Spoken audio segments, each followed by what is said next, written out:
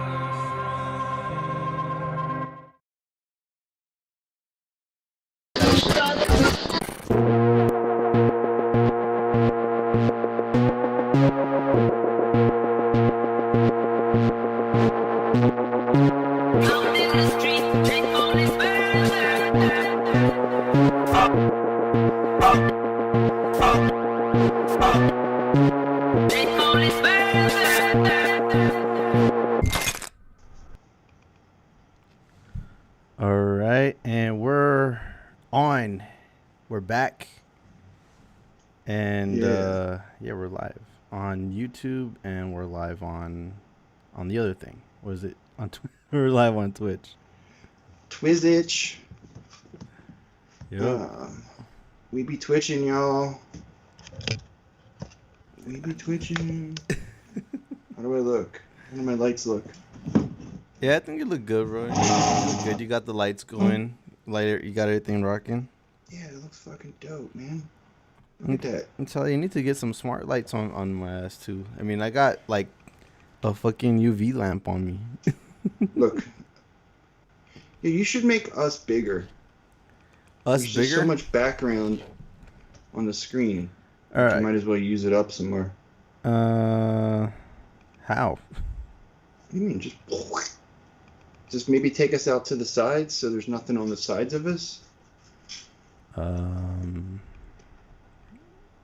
Let's see. There's just like a lot of that swirling cloud background. We might as well make it bigger. Yeah, see, this is the stuff you tell me pre-show.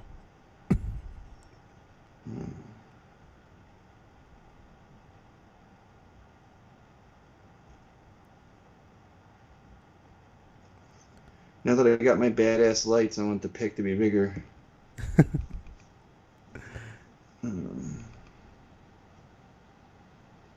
Did you tweet it out? No, I didn't. You remember to send it out from the show though, bro. We got people watching us there.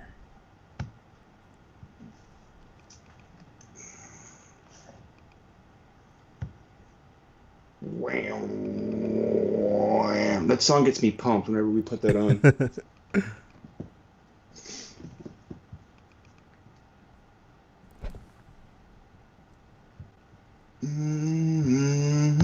What's up, y'all?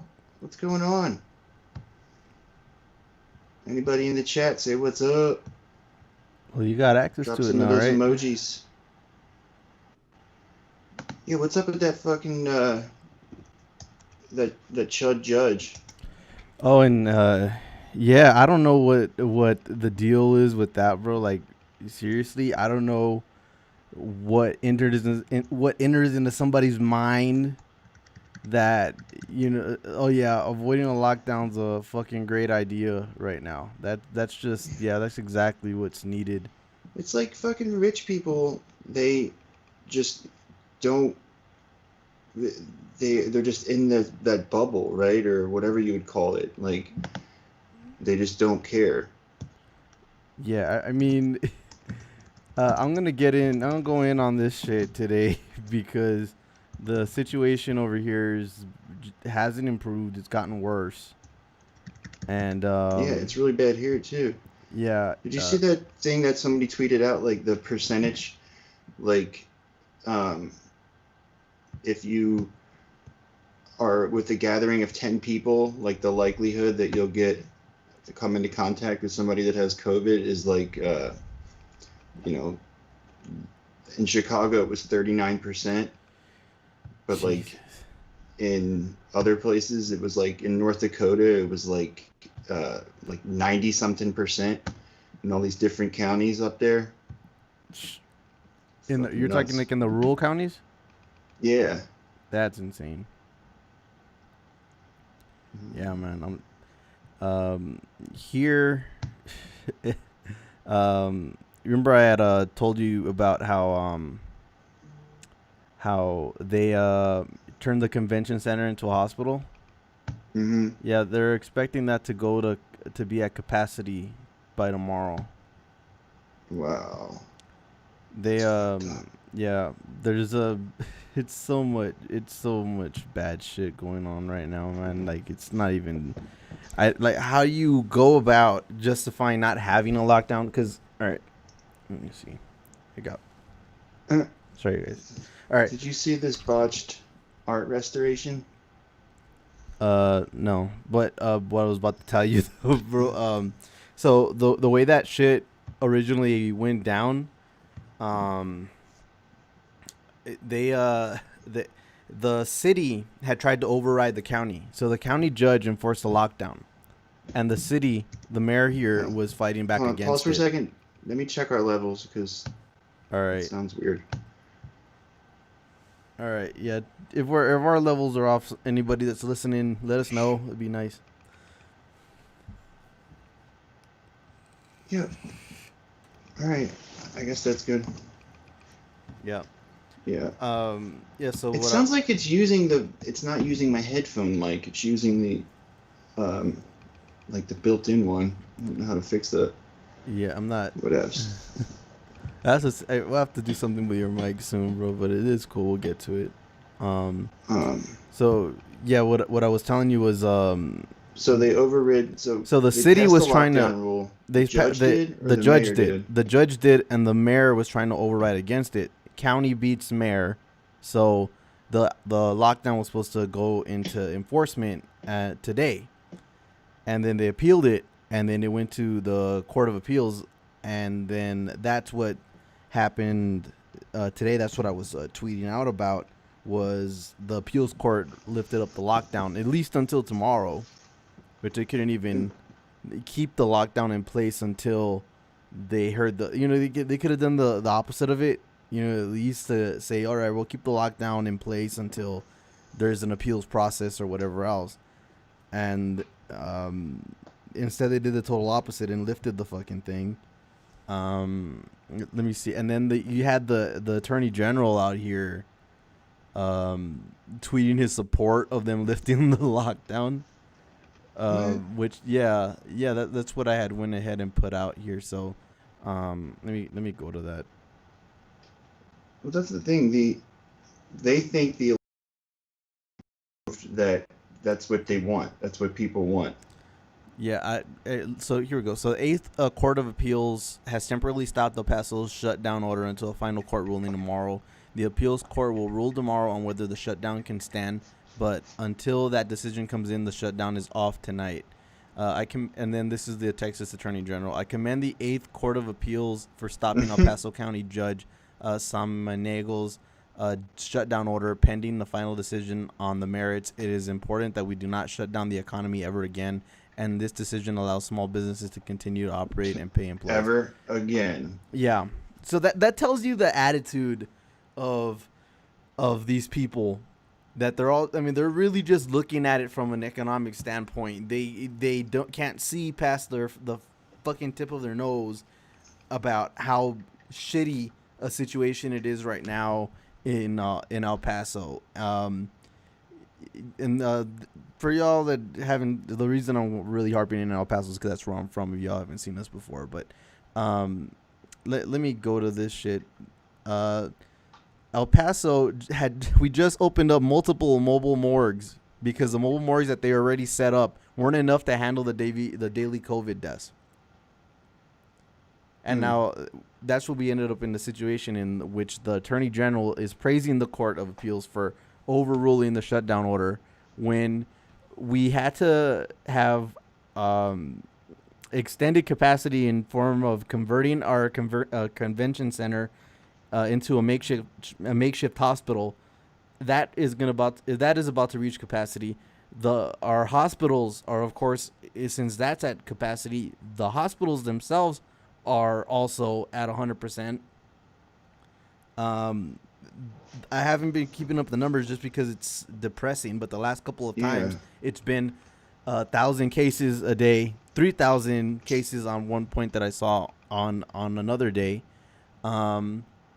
700 COVID. So we've passed 700 COVID deaths today, and there's already 10 mobile morgues and tents outside the hospitals because we're overcrowded. Not only that, they're telling the hospital staff to go in and work as long as you're not symptomatic. Wow. And we have FEMA nurses coming in from out of town. We have some that are coming in from New York to come in and help. And I talk to my New York family up there every day, and they tell me that what I'm describing over here sounds like when the shit was just barely popping off and things got really bad up in New York. And what I keep telling them is the same thing: is it's not going to be the same situation. It's going to be absolutely worse, because at least in New York you had people in place that would not do this type of shit, that would not actively make decisions to we just issued a stay-at-home order. Fucked up. Or Mayor Lightfoot did. So look, and we could say a bunch of shit about the horrible crap that Lori Lightfoot's involved in, but the same kind of situation applies there. At least she has the good sense to do a fucking shutdown order or a stay-home order. She says cancel Thanksgiving plans. You see, that is still a thing people are going to be doing here, is going house to house and having Thanksgiving, because of the way that my city and my state have handled it. Texas is the first state that passed 1 million cases. Here it is. Yeah. New York City, a gathering of 10 people, 8% chance of encountering someone with COVID. Seattle 11%, LA 12%, Chicago 39%, Norton County, Kansas more than 99%. That's fucking crazy. 40% chance. My kid goes to preschool with other kids during the day. Like, he goes to Catholic school and they're in session. So somebody just got it from a different class last week. Not my kid's class, but it's in the building now.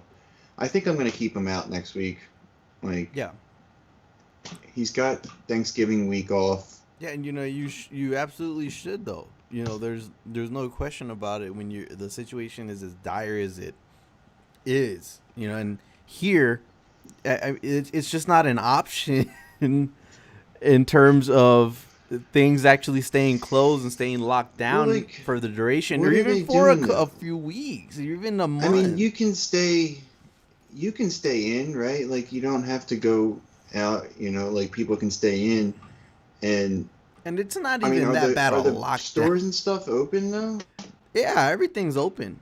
Everything's completely open. Like, if I go to Walmart midday, it's packed.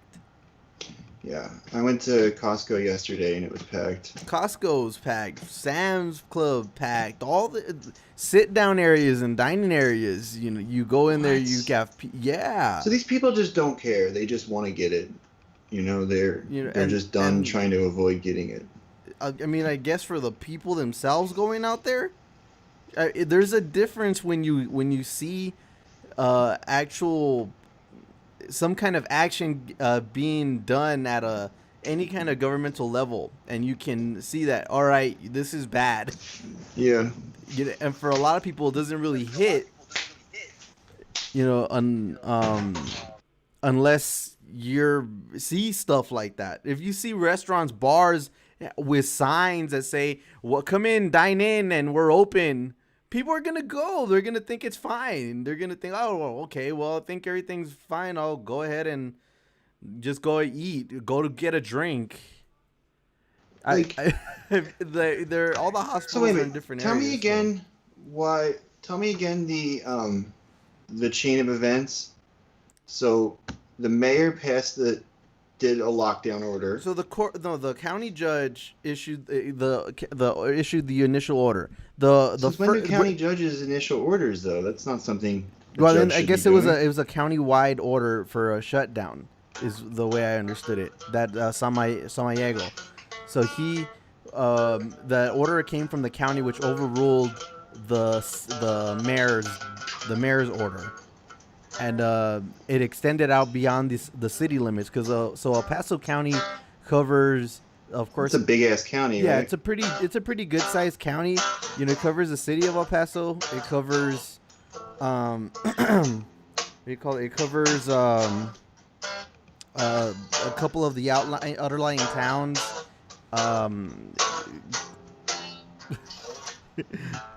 Just doesn't trying to hold on. Yeah, so like it covers a couple of the underlying towns, like there's a Horizon City, Socorro, San Alexandria. There's a few towns out there that are more rural and more spaced out, but still under the county. I mean, it makes more sense now. Like, if the judge was the one who initialed the order, I could see another judge. Right, so the judge issued the order, and then who came at it next? The federal judge? No. So after the county judge overruled the city ordinance, I guess is what it is, or the anti-ordinance, or the order to open up, or whatever shit that they had. After they had that conflict, the county overrides the city, right? County said lockdown. Right, lockdown. Then the state is the one that took that appeal and then overruled the county judge. So county beats city, state beats county. So it's in federal court now? No, it's still within the state court. It's in the appeals court of Texas. Now that could go to the Supreme Court. Yeah, I was always bad about my civil procedure. Yeah. So, I mean, I could see it hasn't reached there yet. It could very well. So yeah, they're gonna have the Supreme Court is too busy fucking doing politics, but that's the kind of shit they should be ruling on. And there's no fucking hope from the Texas Supreme Court, if I understand this chain right. There's no hope from them either to go ahead and rule in favor of so it was public the safety. Texas Appeals Court? Yeah. So it wasn't the Texas Supreme Court. No, it was the probably all shut it up. It is all chudded up. That's what I'm trying to tell you. Like, it's probably like it's probably like some racist shit too. It's probably like a Hispanic judge and the fucking, the white judges are like, fuck that, Yeah, I mean it was a it was a Hispanic judge. I mean, El Paso is majority Hispanic, so Yeah.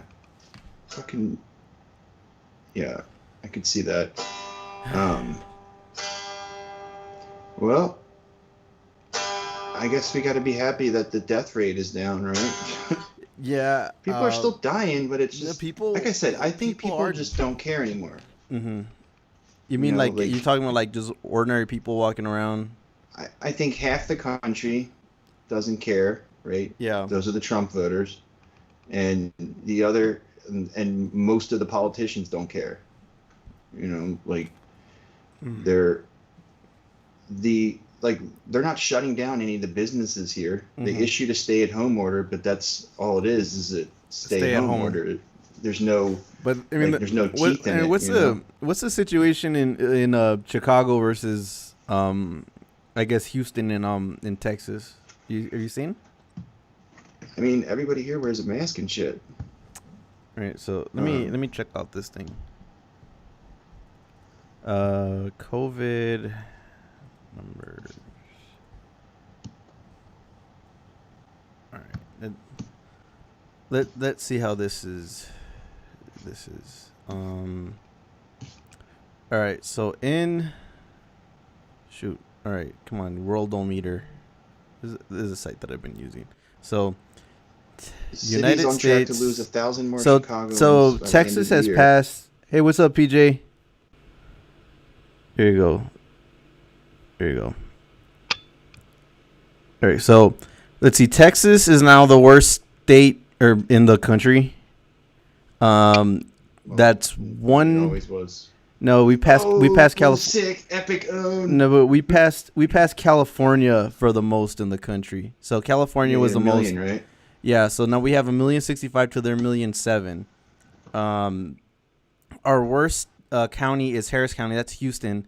Dallas, I think the Tarrant is Fort Worth, if I'm not mistaken. There we are. El Paso is fourth. We do not have the fourth most people, by the way. We don't. San Antonio has more people. Travis, that's Austin. Hidalgo, I couldn't tell you off the top of my head. Brownsville, right? But where's Bexar? Bexar is San Antonio. Bejar. San Antonio de Bejar. We have to do we actually have a history segment. We might have to do one on the Alamo. Does the X always sound like that? Yeah, in Spanish it's like Mexico, like Bejar. So it's the same kind of thing. What, like, people have those names like the Javier, like that politician with the X. Yeah. Like, so how do you say that? So usually it's like that, like a H kind of, like an H kind of sound is what it is. Depends on also where it's positioned in the word. But all right, so let me just double check again. So Houston, our worst county, has 171,000. So about 172,000 cases in 20,000 deaths in Houston. Oh, God. So here you guys are. You're number 5. Illinois and Chicago would be, I'm gonna guess, is the worst one.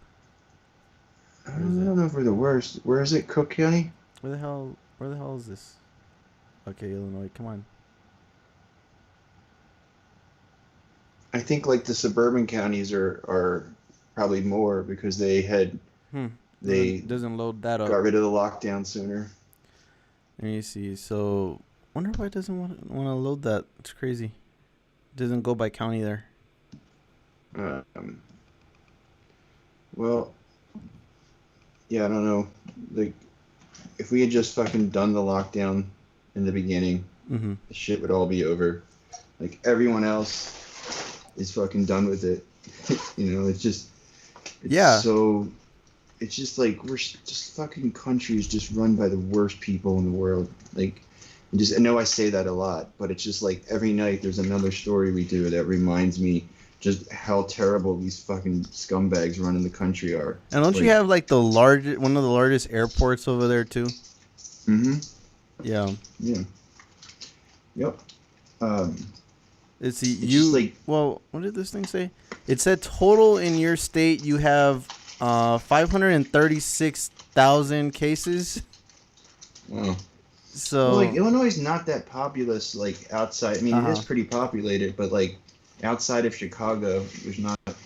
There's not a lot of people. There's like the suburbs of St. Louis, and there's like Springfield, but it's all like, Chicago's massive and everything else is kind of small. Well, what's the population in Chicago? Do you know? I think it's like, in the city itself, I think it's like. In like the Cook County population. Oh, I don't know. 8 million or so, maybe. So. I think the city itself is like 2 million. 5.1 million people live in Chicago. In the metro area, right? In Cook County. Yeah. And then let's see, we have 4.7 million people. This says 9.5. Oh, and where? Chicago metro area, 9.5. So you should see the clown shit going on with our governor and COVID. You're talking. Oh, so PJ, you're from Florida. Oh, man, we have 3 of the 5 worst cities in the country right now in regards to COVID right now on the Uber stream. driver conspiracy theories. What's this link? I'm not sure. What's it? What are you looking at over there? Meet the Uber driving conspiracy theorist blogger who DeSantis just hired. Whoa. Here. Let's take a look at this. Man, but that's nuts. You have 536,000 cases in the entire state, and then Harris County alone has, what did I say, 172? It sounds low. Yeah, it was 172. The Uber driving conspiracy theorist. Yeah, these people, like, they just don't care. Like, they figure they'll be fine. Their families will be fine. They can afford it. It's just the fucking poors will die. But, like, it's just dumb because the economy's not going to crank back up to full speed until we have the vaccine or the shit dies down. Yeah. Let me go to this thing that keep the businesses open, but they're just gonna fail. Like a restaurant. There you go. If they have Meet to the pay their Uber staff. driving conspiracy theorist blogger that DeSantis just hires. Kyle Lamb has a few qualifications for the job at the state office's policy and budget, who pays $40,000 a year. So it's Governor, so fucking nuts. We were talking about DeSantis yesterday. PJ, yeah, I'm like sure he you were read in this here. guy's. Like, I bet you DeSantis saw this guy's comment, right? On like some like fucking dumb right wing blog or and then, Facebook or something. Decide to hire him because he can. You're good at misinformation. Yeah, be like, all right, you get a job for being, to do all that kind of shit. So wait a minute. It says, Governor Ron DeSantis decided to hire a data analyst. He picked little-known Ohio sports blogger and Uber driver whose only relevant experience is spreading harmful conspiracy theories about COVID-19 on the internet. So fact is, I'm not an expert. I'm not a doctor, epidemiologist, virologist, or scientist. He wrote on the website for subscribers only podcast he hosts on about coronavirus. I also don't need to be. Experts don't have all the answers, and we learn. Jesus Christ, man! Does that not register with people? I'm not an expert. I don't know shit. Florida? No, he's from Ohio. But I mean, does that not click with people at some point? I'm not an expert. I'm not a doctor, but take my medical advice. Where does Jesus Christ? So, plugged from the obscurity of the blogosphere, Lamb 40 broadcasts his lack of scientific training and his theories about his pandemic. So, in frequent posts on Twitter and sports message boards, Lamb has said that masks don't prevent coronavirus from spreading. That lockdowns. Scroll down. Where? Oh. Yeah. Wait, I'm sorry. I'm watching on the channel, so I'm delayed. Oh, yeah, there you go. So, Lamb has said that masks don't prevent coronavirus from spreading, that lockdowns are ineffective, that hydroxychloroquine, a drug touted by President Donald Trump, can treat the virus, that COVID-19, which he said might be part of a Chinese biowar, is not more deadly than the flu. Then I think China sucks at a biowar if it's not deadlier than the flu. And that the virus isn't dangerous for children to contract. Even Man, there's been posts about babies getting it and dying, little kids, teenagers. You know, there was that. What was that one where all the teenagers were having the COVID party, and then the dude on his deathbed was like, "I was wrong. I was wrong. This is serious." And then I'm actually gonna die, and then he dies.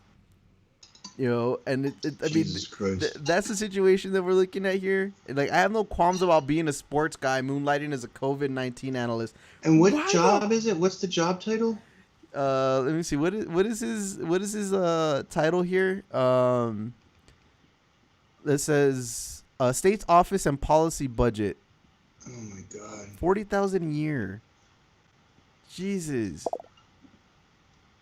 Yeah, and out of law school and business school, I couldn't find a fucking job. How do you like that one? Good thing that. Is there no oversight of any of this? That, like, I don't understand. He's the governor. So Piccolo did not say when Lamb will start. What do you call an entry-level job? It's not a COVID-19 hire. Okay. So sports writer from Ohio were floored when the governor would hire Lamb for any position, calling the blogger unhinged, a crackpot, and amateur basement epidemiologist. None of that stopped DeSantis, who has downplayed the virus severity, rolled back restrictions, and epidemiologists that epidemiologists will say help keep people safe from bringing him to Tallahassee. Man, maybe this dude will get COVID on the way to Tallahassee. I mean, you saw what happened when Trump got it. They don't care. Yeah, but I mean, I'm saying like this shit will probably take him out before he gets to hurt people. But that's just me. Look, here's the thing. All right, let me go look at this part. And look, here's the other situation I wanted to bring up too from he Texas. He secured 1 million doses of hydrochloroquine, and 980,000 of it wasn't used. Yeah. Hold on. Let me bring this is the other part from Texas before I forget. 80% of Texas inmates who died of COVID-19 had not been convicted of a crime. Mm-hmm. So we share a border with Mexico. So people that are being held in those detention centers are being exposed and dying from COVID. The people that we have in prison that have not even been convicted of a crime are also dying from COVID. The situation is, I keep saying shit show, but it doesn't seem like it does what's going on here justice by now. It really doesn't. I mean, it just seems so much worse than a shit show. I mean, it's like I don't know. It's a shit Netflix marathon of binge watching death. I don't really know what to go ahead and characterize it as at this point. I think my brother's fucked up, man. Your brother's in Austin, right? You said? Yeah. Yeah. And I texted him. I was like, how's your lungs? And he said, okay. And then I said, better or worse? Did you turn the corner yet? And he didn't respond. I feel like that means he hasn't. Yeah. Does he have any pre-existings? Did you mention? Nah, man. He's really healthy. He does, he works out and does Soul Cycle and shit every day. Well, that's good. I mean, the way he was talking, it sounded like it was pretty bad. Did you get to actually talk to him on the phone, though? No. Yeah. From my personal experience with me, I had one family member get it, and he has an autoimmune disorder that he has to get dialysis for. But from what I've heard, the last time I heard, he's been okay. I had one of my close friends get it. His whole family got it. They seem okay. And they're okay? They seem okay. I'm worried about the long-term side effects, though. My fucking realtor got it. Right in the middle of when I'm trying to buy a house out here.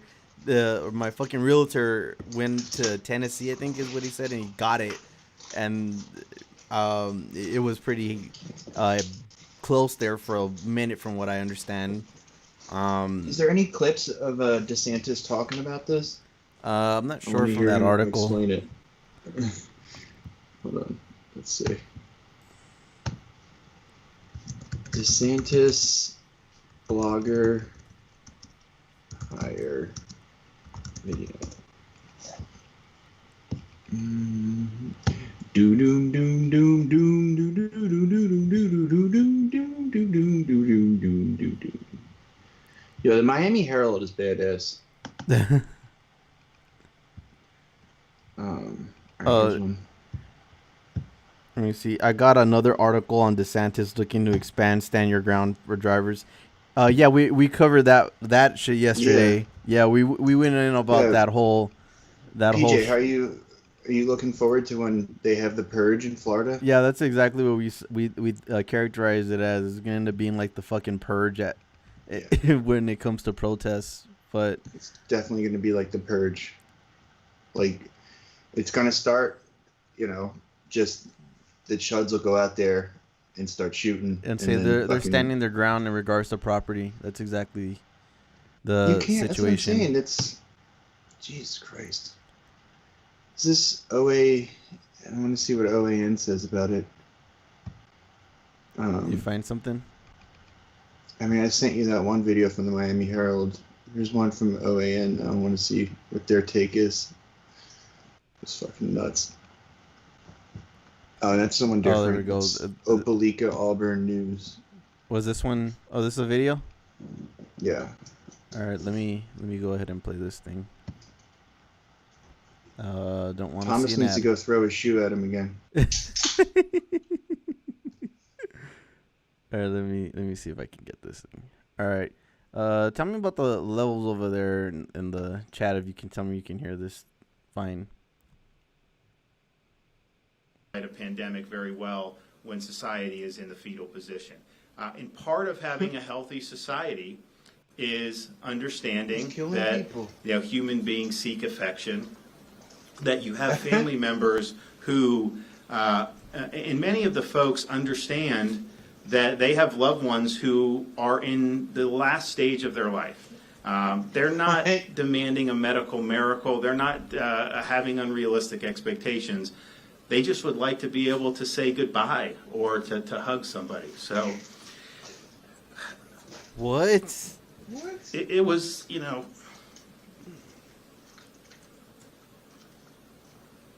Is he that idiotic? He's trying to do like what Biden does, right? And talk about there's an empty seat at the table. Man, fuck that guy. He's trying to do that to like play up the emotional part of it, but like he's playing it up like in his hypothetical, like because you need to be able to like hug your dying family member goodbye, therefore we can't have a lockdown. Well, let's see. PJ says, dudes, we've already had guns pulled on us by chuds who are the aggressors. One woman tried to run people over, even called 911 and said, I'm scared. I will run them over if I have to. Tampa area has been wild. I mean, it doesn't. I mean, the chuds didn't need an excuse, and then you gave them legalization to act the fucking fool when it comes to protesters.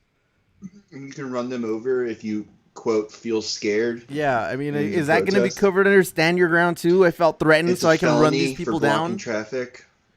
I mean, what in the blue fuck are people thinking?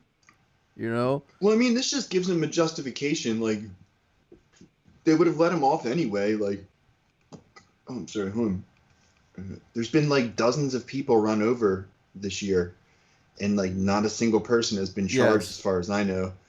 Like every single time they get let off, and the thing in Austin. And see that's the thing. The law is so broad in its scope. I mean, what I just said about the car, I don't know if that does apply to stand your ground too. I'm not gonna say it does, but I'm betting. No, that was in the law. The new law that DeSantis put out, specifically said if you're blocking traffic, you can be run over. But under that whole stand your ground shit, that's what I was talking about.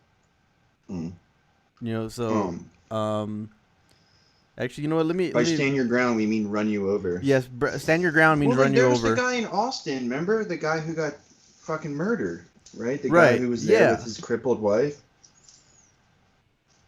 Let's see, bad Twitch etiquette, but I did a video on the St. Pete gunman story. Yeah, Can we play it?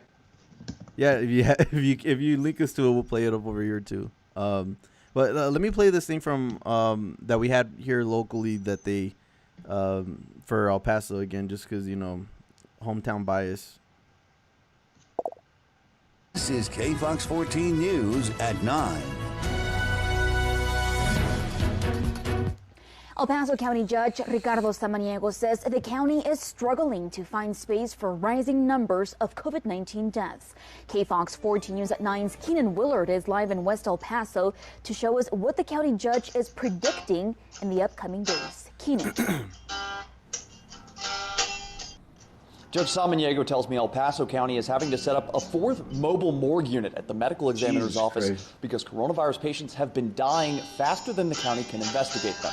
When a patient who's tested positive for the coronavirus passes away, the county has to investigate whether they died of the coronavirus or they had another disease. That process takes time, though. And the judge says COVID-19 patients in El Paso are dying too fast for the medical examiner to keep up, as the county now has a backlog of 85 bodies that still have to be 85 bodies. The judge says the county is now running out of room to place those bodies, ordering a fourth mobile morgue unit just one day after having to set up a third mobile morgue.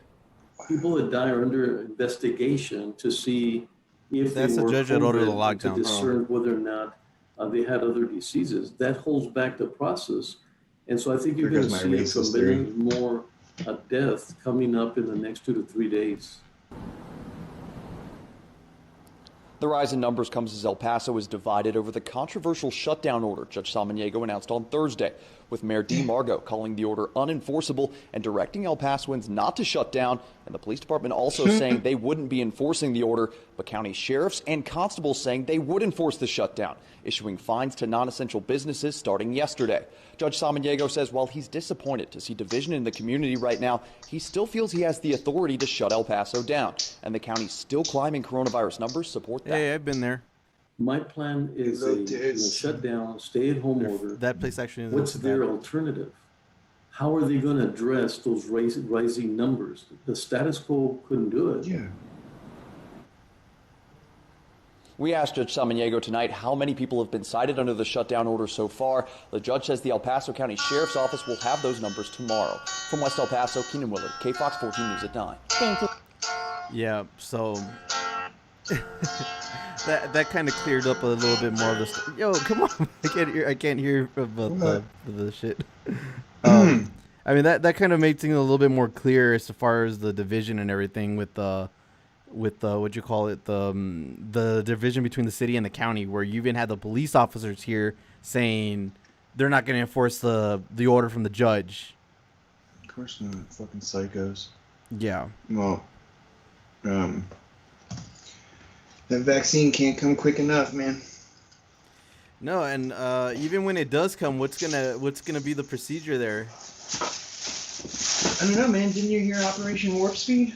I'm sure they'll figure it out nicely. Yeah. See, I sent the tweet with the video. Like I said, it's an hour long, so check it out in your time and all. But yeah, it's pretty fucked. Oh, it's an hour long. All right. Yeah. We'll go back and check it out, and we'll yeah, like we said, on our own time, we'll go look at it and everything. But yeah, when there's that kind of division, I guess that's when you do usually see shit go ahead and go out to a higher court. But the fact that things are so politicized that when you see a right-wing court rule in favor of or against lockdowns and that kind of shit, it really speaks to where the state of the country is right now. And things did not have to be divided like this. Things did not have to be politicized, and they are. And they're, and the other part of it, when it comes to the libs, where I got pissed off earlier, was when you see shit from libs were saying, well, that state went to Trump, so they have it coming. Yeah, did you see that motherfucker? I couldn't believe he said that. Yeah, so yeah, absolutely insane that motherfucker would do that. Like, I was listening to Minion Death Cult today, the podcast, and they were like picking out like like that's what they do. They go through like lib and chud social media and like pick out like the most ridiculous examples. Yeah. We'll probably have to have you on at one point in PJ. He said he was on that show. Oh, I love that show, man. Mm-hmm. Which one were you on? The one about the men's rights guy, the Tampa Bay one. I didn't finish that one. About the guy that was in jail. Oh, jeez. the guy who got radicalized against women, against the women. anti-feminist. Well, let me go. What was he saying? Oh yeah, hold on. Let me go to that tweet that you're talking about. Dear Texas, per MSNBC, you're running out of morgue space. You're on lockdown. Remember, you voted for Trump. Remember, Texas voted for Trump. Yeah. So I replied like this. What did he win? He was like 6 points. You have You have blue counties all across Texas. So I mean, that even on that front, not that it should fucking matter, but yeah, it's fucking nonsense. Like, what kind of a sicko would make that kind of just? You guys don't deserve to win because a majority of you voted for the other guy. It's right. Like you guys don't deserve to live, right? Yeah.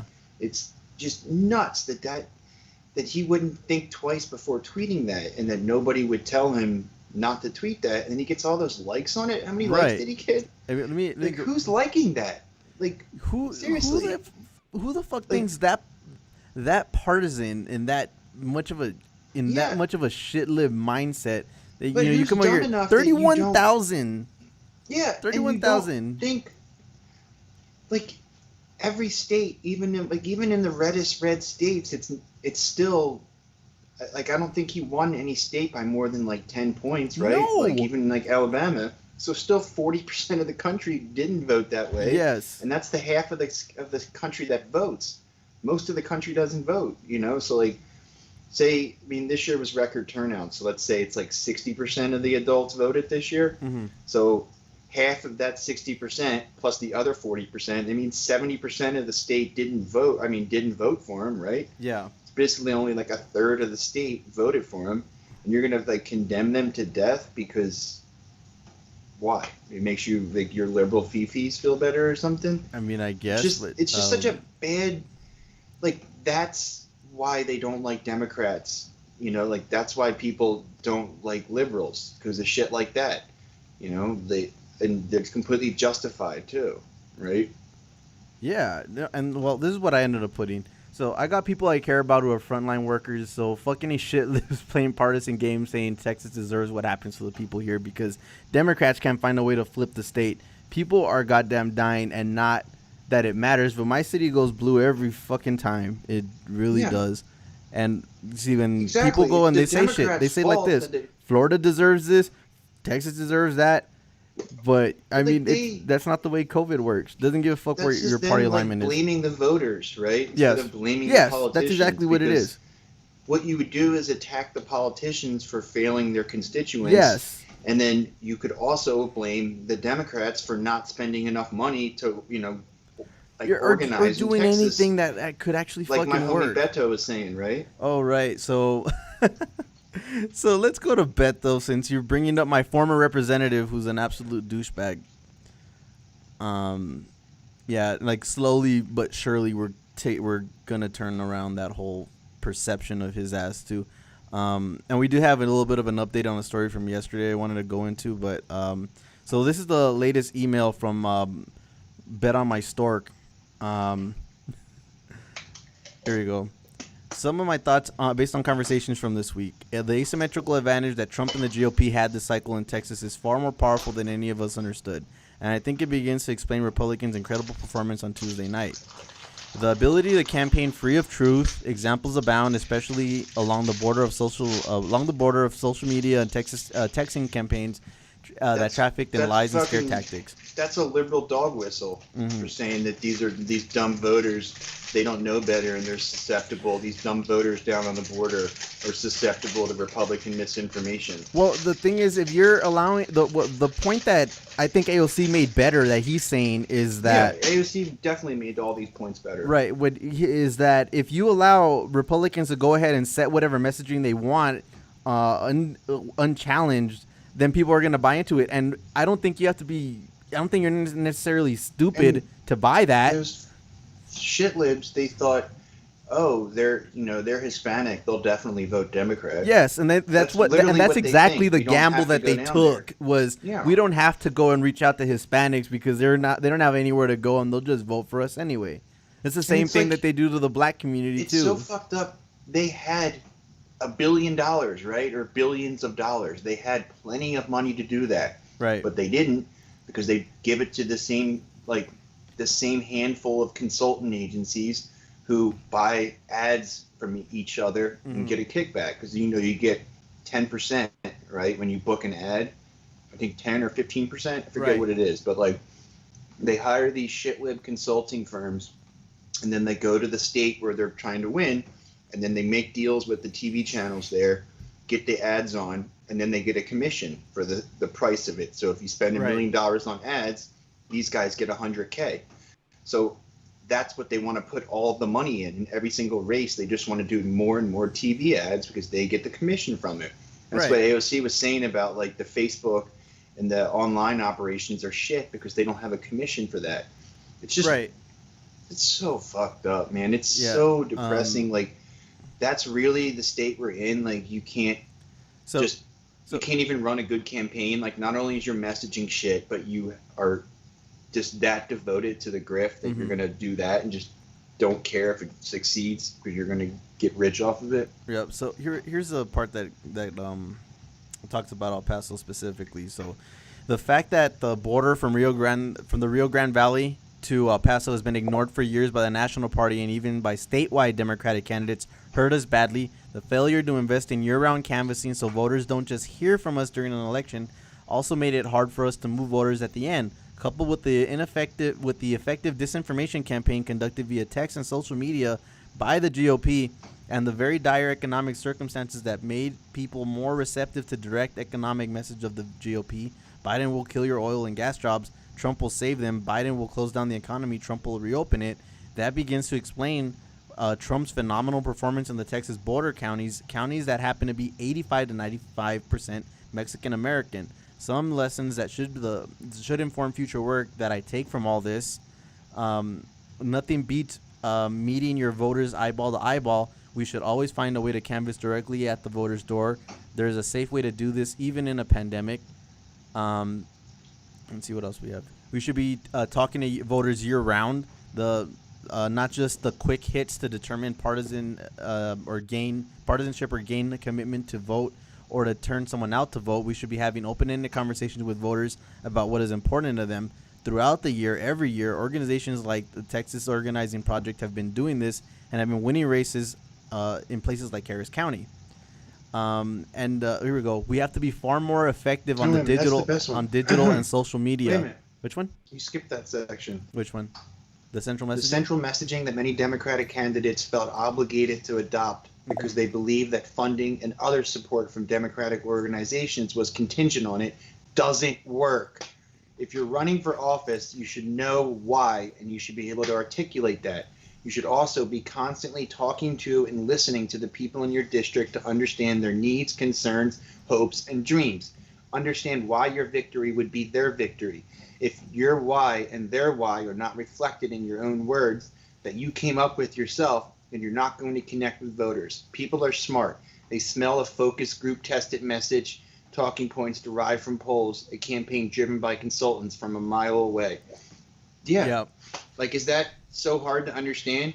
You have to do the bare minimum of work if you expect to win these offices. If you expect to win an election, you have to have your own talking points, and you have to be able to say what you're doing it for. Right. And not just this fucking decency, soul of America shit. No. And better, I mean, he doesn't say it, right? He's dancing around it, but like, and I guarantee you he didn't meet half the shit. Message but that's what he's saying. And I guarantee he didn't meet half the shit that AOC met for saying the exact same thing better. But of course, because he's Beto. Yeah, so let's go to the next one. Fucking golden boy. So we have to be far more effective on digital and social media. The anecdotal takeaway from those that I listen to, especially in border communities, is that Trump and the GOP had a ferocious game, lies and powerful memes, and effective targeting of new and young voters, and we had none. Yes. Yeah. That's where you get this whole thing about the left can't meme, which they lump us into, which, fuck you, we can meme. We've got to show up everywhere. Be there for everyone, especially in places that are hard to get to, especially for those whose votes have been taken for granted in the past. El Paso, Del Rio, Eagle Pass, Laredo, Roma. Yeah, I mean, all these are border towns, and like El Paso is one of the largest border cities.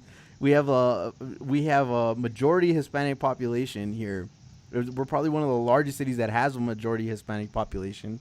Mm-hmm. And you know, one of the, and Biden didn't come through here. You know, we didn't have Kamala Harris come through here. Bernie came through here, and guess what? Guess who voted for Bernie in the primary? El Paso came out to vote for him. Well, it's like Chuck Rocco was saying. He keeps saying over and over again whenever he gets a microphone, you need to go meet them. You need to go knock on their doors. You need to run advertisements in their local papers. You need to actually canvass the voters. You can't just say, oh, you're brown, you're going to vote for us. Exactly. That's definitely what they've been doing for this is a decades. This was a killer tweet, though. Check this one out. Pretty sure by internet rules, Beto O'Rourke is the man who repeats what AOC and Ilhan Omar said in the meeting, but louder in a shower with praise while they're ignored. Yeah. Yeah, that's pretty much the way that shit shakes out. Because look, for and I know I have a thing about making AOC a mainstay of every episode, but she's been on a fucking tear about the leader of the left right now for all intents and purposes. That's exactly the situation that we're in. We cannot go ahead and, which is what I said, we can't keep relying on Bernie to be the only person standing out there for progressive values. And I'm glad that she's stepping up into that leadership role. And there's another leadership role that I would like her to step up into also. I know I would like to go ahead and discuss that a little bit, Matt, if that's cool. Yeah, I don't want her running the DCC or whatever. All right, so let's go, because this is an entanglement here for both of us. So Cherry Bustos of Illinois, the leader of the House Democratic campaign arm, says she will not seek another term as the chairwoman after she led her party to unexpected losses last week and only narrowly won her own election race.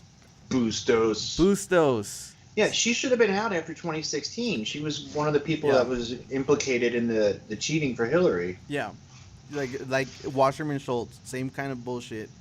She's been failing. She failed again in this election, so now she's stepping down. I mean, at least I don't know why. I'm guessing she's thinking she's gonna get another job and fail upwards, because these people never do the. Yeah, I'm sure she will. They never do the right thing just for the sake of doing the right thing. But yeah, I would like to see AOC at least throw her hat in the ring to get this spot, because that's exactly their own fundraising operation. Right, that's exactly. But I mean, that goes in and plays into her credentials about what why she would be great in that position. She can't fundraise for them. She can't. You have to prostitute yourself to the big business interest. You can't do grassroots fundraising for the party. I mean, if she was at the head of that apparatus, though, wouldn't she be in a position to change how all that happens? No, and just stop, going to corporations for donations. No, you need somebody who has relationships with the corporate ghouls, right? So you're saying by nature the DCC chair is already going to be a corrupting position? Yeah.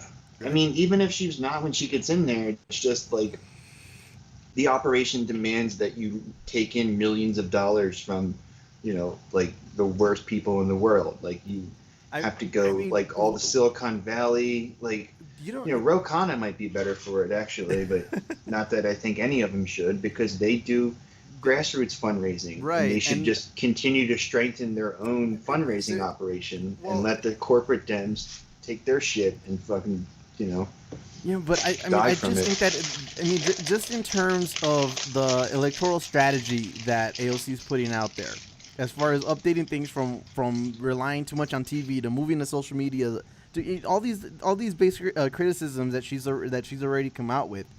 I don't know. I mean, for me, if she's in that kind of position, I'm kind of thinking that she's in a spot that she could dramatically change things. Which is, look, by the way, they would never let her get that spot. I don't think they would ever let. It would be a situation like Keith Ellison and Tom Perez. I mean, if Keith Ellison had won, that would have been fucking. Right. Oh god, it'd have been so badass. But that's the fundraising operation, right? So that's specifically for a corporate scumbag. I would like to have her involved in party leadership. Crafting policy message and. Figuring out different strategies. But not so much the fundraising part. No. I mean, unless she, that's what I said, unless she completely changes it. And the other thing is, too, no matter what happens, they would blame her. Right, and Like, that's the they other. would say That's one if of the she reasons took I in think, money, they would say, "Oh, look at AOC. She's fucking with the corporations. Look at her. She's well, you know yeah, they she's do taking that. all this corrupt, Yeah, dirty money. yeah, that's Look at exactly AOC what I running could this see. dark money operation. Yeah, blah, blah, that's blah." exactly what And I then would if see she- coming. And then if she tried to change it up, they would say, "Oh, AOC doesn't care about her colleagues winning re-election. Look at all the money she's turning down." That's what they tried to say. Remember when Bernie said he wouldn't take Bloomberg's money? Right. And they were like, Bernie Sanders doesn't care about beating Trump because he won't take Bloomberg's money. But Like, see, that's kind of why I think there would be an outside chance of letting her take that spot, because then they could use that to kind of neutralize her from what she does independently. it would neutralize them, though, is what I'm saying. They need the money. She fundraises for and then they spread it around to the other candidates. So the party gets money and then they give it out. Right. So they need somebody who is going to rake in millions and millions of dollars. So like, there's just no good outcome of her being involved with that. Seriously, like there's other jobs she should do, but not this one. Yeah. Like, plus that she already has her own fundraising. Yeah, I know operation. she. I forget what does. it's called. It's the Team AOC. Which I donate to. They take in millions of dollars. Yeah, and they just gave a few $100,000 to the race over there in Georgia. Yeah. But see, that's what I'm saying. Like, doesn't that seem like exactly what you would want? Ideally, what you would want the DCCC to be? I mean, yeah, like eventually I would like that, but I don't want them taking money from, working class people who don't have enough to give, so they can give it to fucking Connor Lamb and Abigail Spanberger and these shitlibs who are gonna waste it. I don't like that. Like, if they want us to take corporate money and spend it on corporate clients, fine. I just don't want them. It's incredibly skeezy to fundraise from poor people to give it to these people who are so rich. That's kind of why I think it would change so much shit. Because the other part of it is, remember how the DCCC changed the rules as far as progressives trying to primary incumbents too, right? Yeah, they should change. She would, because they have all these really good companies blacklisted. Right, and she would change that. Yeah, but like I said, there's things she can do that are in line with this, but like that particular role, she would just. I'd rather have her involved with like the rules committee or something like that, like that kind of thing. But like, as far as running all the campaign apparatus for the party, there's just too many. You're thinking there's just too many shit libs within the party right now for. No, I'm thinking that the demands of that position require too much compromise, right? Like I don't think she could do it effectively.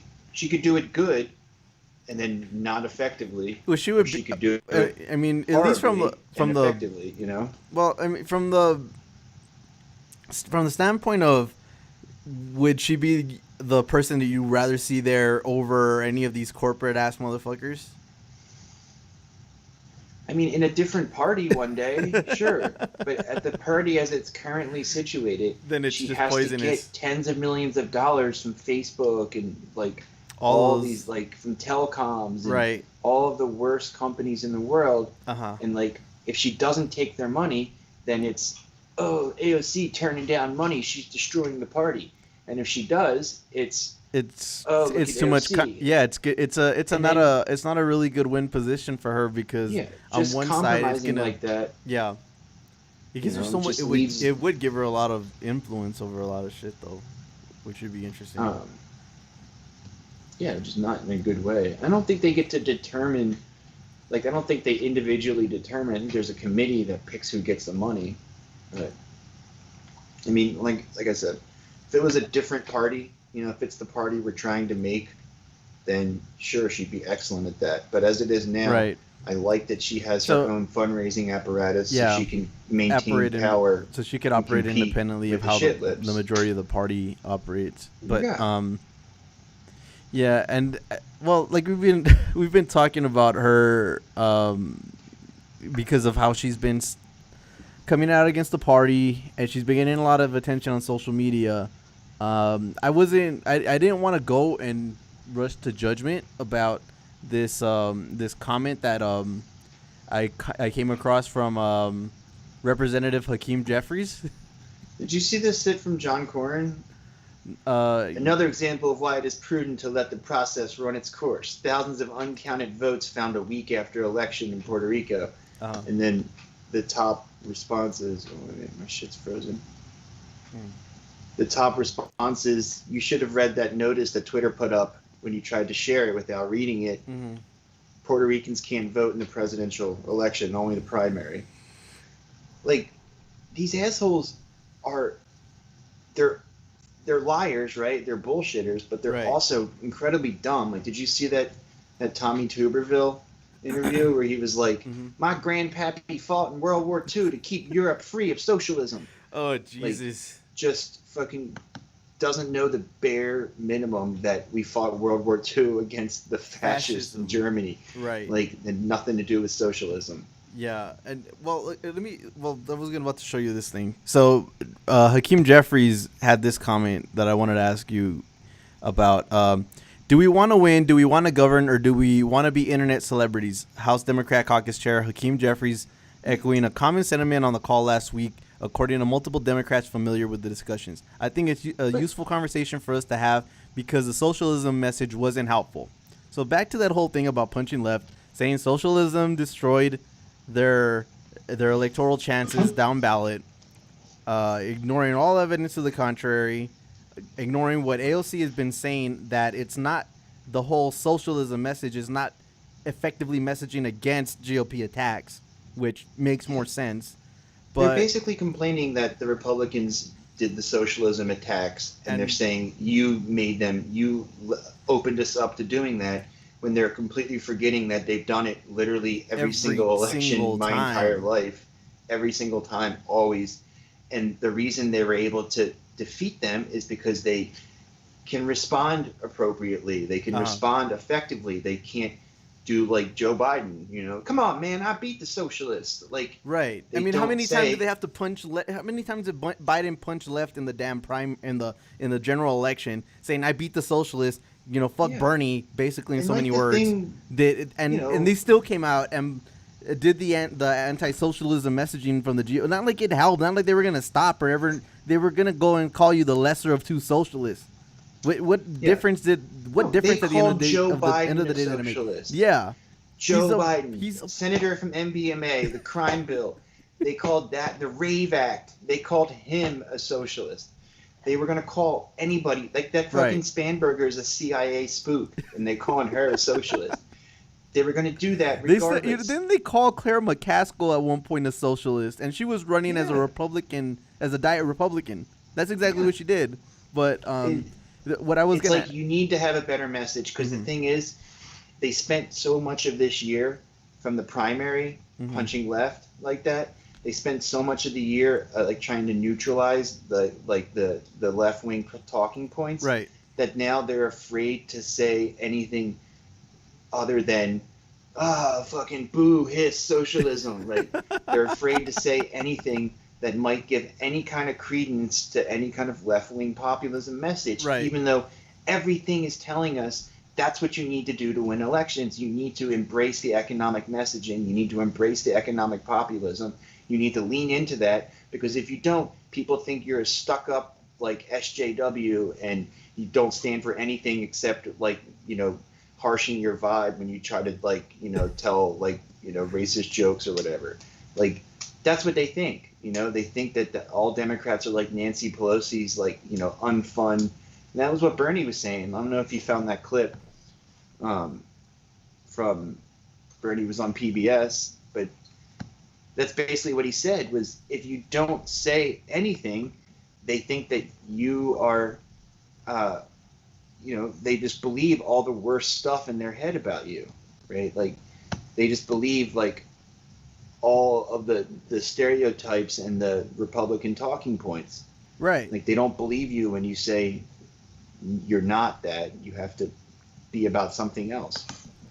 Right. Well, I mean, what I was going to ask you about that, though, is people were speculating he was taking a shot at AOC with that. Who? Jeffries. Oh, of course he was. Like, that's what whole they try to do. They try to belittle her. Because they don't have, like, their concept of politics does not entail the bully pulpit. Their concept of politics is campaign and talking points and focus group messaging that you vet it beforehand, and then you deploy it when you're running for re-election. You don't deploy it any other time. It's like, to them, they see that as like somehow like uncouth or something, you know, and not an essential part of the job. Right? Like, here's that Bernie clip from last night. Oh, the PBS one? Yeah, he starts at about the 11th minute. All right. I have it saved up on here. Well, hold up, real quick. So AOC answered back to that comment by Jeffries, which, I mean, I would characterize that as a sneak diss, you know, by what he was coming out and saying. But yeah, that's who they're talking about when they say the internet celebrity. Right. They try to pretend that the squad is just all they care about is tweeting, and it's like they try to pretend that, like, yeah, you could never do your job and also communicate with your constituents on Twitter, right? They pretend that, like, that's somehow mutually exclusive. It's just so dumb. It's like they don't get that, like, that counter messaging they're doing to try to own the left, it's making them look bad in like so many different ways. It's making them look weak. It's making them look like they don't have any agenda. It's making them look like all of the worst caricatures. And it's like, it's messing with people's perception of what the job is supposed to be, right? Like, it's just, well, you know, they don't want their constituents asking for anything. And this was her comment, though, back to him. Pretty astounding that some Dems don't believe it's possible to govern, be politically popular, and command formidable bully pulpits at the same time. But it actually explains a lot about how we got here. Exactly. That's what I'm saying. Like, that's what they think the job is. So that's why they're sucking. That's why Bernie goes on PBS and says people don't know where you stand when you don't have a messaging. Because they don't run on anything. They run on the soul. Yeah, I mean, Beto says the same thing, just a little bit more roundabout way, I guess. I mean, I'm trying to think, and maybe I'm just being biased here as far as what Beto said, because I mean, I don't disagree with his messaging. I just thought it wasn't as effective as what it could have been. Like I keep saying, like that new, like, don't attack the base messaging that the squad is coming out with. Right. Like, the party needs to embrace the progressives. They need to embrace the left wing of the party. Well, they plan and learn from them. Yeah, if they do and plan to win. Like, they're not going to win. That's what the thing is. They think they'll be able to squash the left. Like, they'll be able to silence the young upstarts and keep them quiet. And that's not going to happen. They will not be able to do that. They will not win this battle. Like, the left is ascendant, right? The corporatists are dying out. Like, there's not going to be some miraculous generation of, like, Mayor Pete's and Betos that are, like, swept into power, right? That's not going to happen. The only future is you get, like, hostile takeover or a negotiated takeover. So, you know? So just since this is a good time to go ahead and do the follow-up before we go to Bernie, but we had talked about yesterday off of that Joe Rogan podcast where his guest had said that the squad is only popular within their districts, right? So there's on YouGov, they do a polling to see the most popular Democrats in America, and you know, they rank basically anybody you've ever heard of, and let's just see. Hillary Clinton was number one, right? Let's see where the squad lines up. So we have Rashida Tlaib here, 38th most popular. Feinstein, how is she above anybody? When is this from? So this can't be recent. Well, what we're going off of is just off of this Walter this tier list. This is just this is election name recognition, right? So a lot of it probably is name recognition. So, but this is the thing. Keep in mind, they do popularity and they do fame. So people have heard of them and how they perceive them. So Rashida Tlaib is the 38th most popular Democrat. She's a 2-year Democrat, by the way, and she's the 50th most famous. And we have, there you go, Michael Bloomberg, Tulsi Gabbard, Tammy Duckworth. Ilhan Omar is number 27. She's the 35th most famous. Above Franken. And let's see, there's Beto. Adam Schiff. I bet you Adam Schiff is a lot lower. Maxine Waters. Do you want to take a guess where AOC is on this? Top 10. What? JK3 is up there? Yeah. Joseph, JK3, Al Gore, Cory Booker, Andrew Yang, you're getting Nancy Pelosi, Bill Clinton. Cory Booker. Do you think she's lower or higher than these guys? Higher.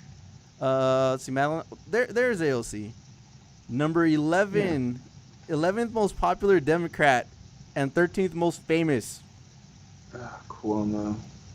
11. Who else is on the list? So isn't Bernie at the top? So Alexandria Ocasio Cortez, 11th most popular, 13th most famous. He was above her. So we have Cuomo, Hillary, Kamala, John Lewis, Elijah Cummings, Elizabeth Warren, Joe Biden, Bernie, Barack Obama, and Jimmy Carter is the most popular Democrat. Yeah. So of the people that are above AOC, look at Bernie's above Joe Biden. Yeah. Jeez. But of the people that are above AOC, we have, what is it? 1, 2, 3, what? 3 presidents, and then 2 civil rights icons. 2 civil rights icons. 1, 2, 3, 4 candidates for four former candidates for president. These are the people that are beating her in popularity and fame. Not even fame, because I don't think they even beat her in that. Let me whip that around really fast. Yeah, Barack Obama's the most famous. AOC is down over here at 13. Look at the people that are above her. These all people that ran for president at one point or another, except for Pelosi. With the exception of Pelosi. With the exception of Pelosi now. This is how quick she's already been able to gain her influence. So the update to that story is that their popularity, each of them, they've gone up rapidly. The opinion of people in regards to them has gone up in regards to their fame in relation to. Is Cori Bush on the list? Let me see. I'm pretty sure she has. Did you see that clip from Karl Rove on Fox News where he didn't know anything? He was trying to smear no Cori Bush yet. Bowman. He was trying to smear Bowman and Bush, but he thought that Cori Bush was a dude from Baltimore. Oh Jesus! And just had no clue about Bowman, fucking dumbasses. But yeah. Is Cori Bush on there? No, Cori Bush isn't on here yet. So they're probably gonna go and do a run out. How about Bowman? I don't think they have the new one soon. How about Engel? Engel, how do you spell it? Engel. Engel. Gel. Yeah.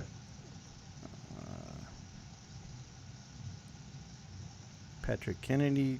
No, Gillibrand's not there. They only go. Oh, well, there we go. Maybe that's 50? Why. Donna Brazile. Wasserman Schultz. Castro. This is fame. Maybe there'll be Joe Manchin's at 62. Joe Manchin. That's at fame. Above Dennis Kucinich. Well, this is fame. Popularity. Yeah, let's do popularity. Let's see, fame, popularity. So Jimmy Carter's the most popular. Yeah, because he's been, he did a good job in office. And we'll come back to it right now. But Newsom. Jim Clyburn's 42. Clyburn is the worst. Claire McCaskill, Harry Reid at 51. Clyburn's my least favorite Democrat. Barbara Lee, De Blasio, Hakeem Jeffries down here at 63. So you're punching up there. You're punching up there. How does Rahm Emanuel still have 20% approval rate or whatever? Yeah. After the Quan McDonald, Allison. How does he have? It's just why won't they let him fail? I saw a good tweet about it the other day where it was I think it might have been Kenzo, or someone was basically Ed Markey. Damn, Ed Markey is down at 98. He beat up Joe Kennedy. Well, Kennedy's just famous because of his name. Yeah. No, I mean this. This is the popularity list, but still. Somebody said there was Yeah, I don't see Cori Bush on here, so it's probably an old. They're substitute. They're probably gonna do new polling when the new wave of people come in. But somebody said something that I forget what the exact wording of it, but it was like you could substitute 1 unit of voter outreach for 1 unit of letting terrible Democrats fail and go away and never come back. Like the lack of accountability is a major turnoff for people. You know, they don't like seeing these people fail over and over again and then having no repercussions. Yeah.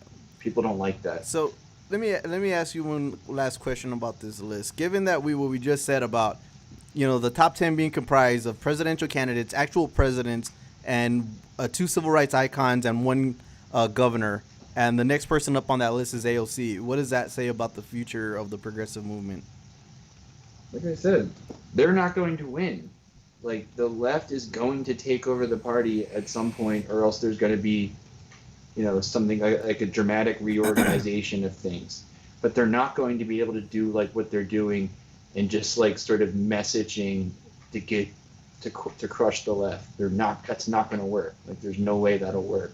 Right. So they have to let them in the door nicely and do it together, or they're going to just get owned. You know, like it's going to just keep happening like this, and they're not going to get to use, like if they do it properly, they can use the popularity to help the less popular Democrats, right? Right. If they do it, like, you know, maturely and like not sociopathically, like fucking Clyburn going on TV and trying to shit on them, if they do it in a rational way, they can use their popularity. It'll make them look better.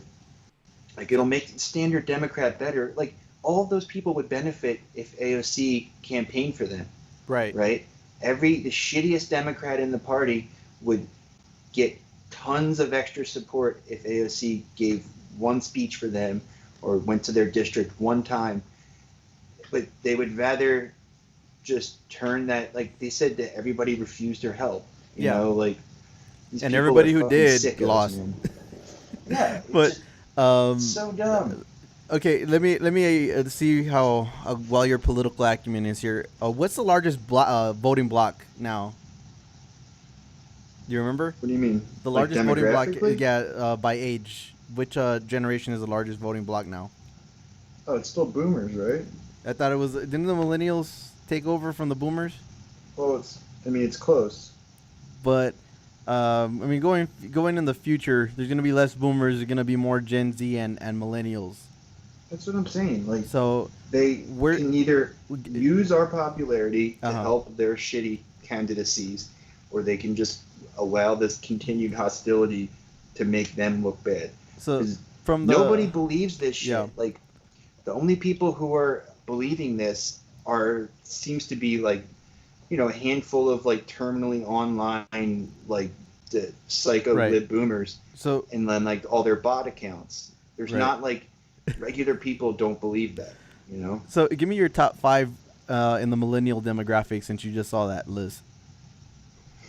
What list? The list of popular Democrats. Bernie and the squad. Bernie and the squad would be top 5.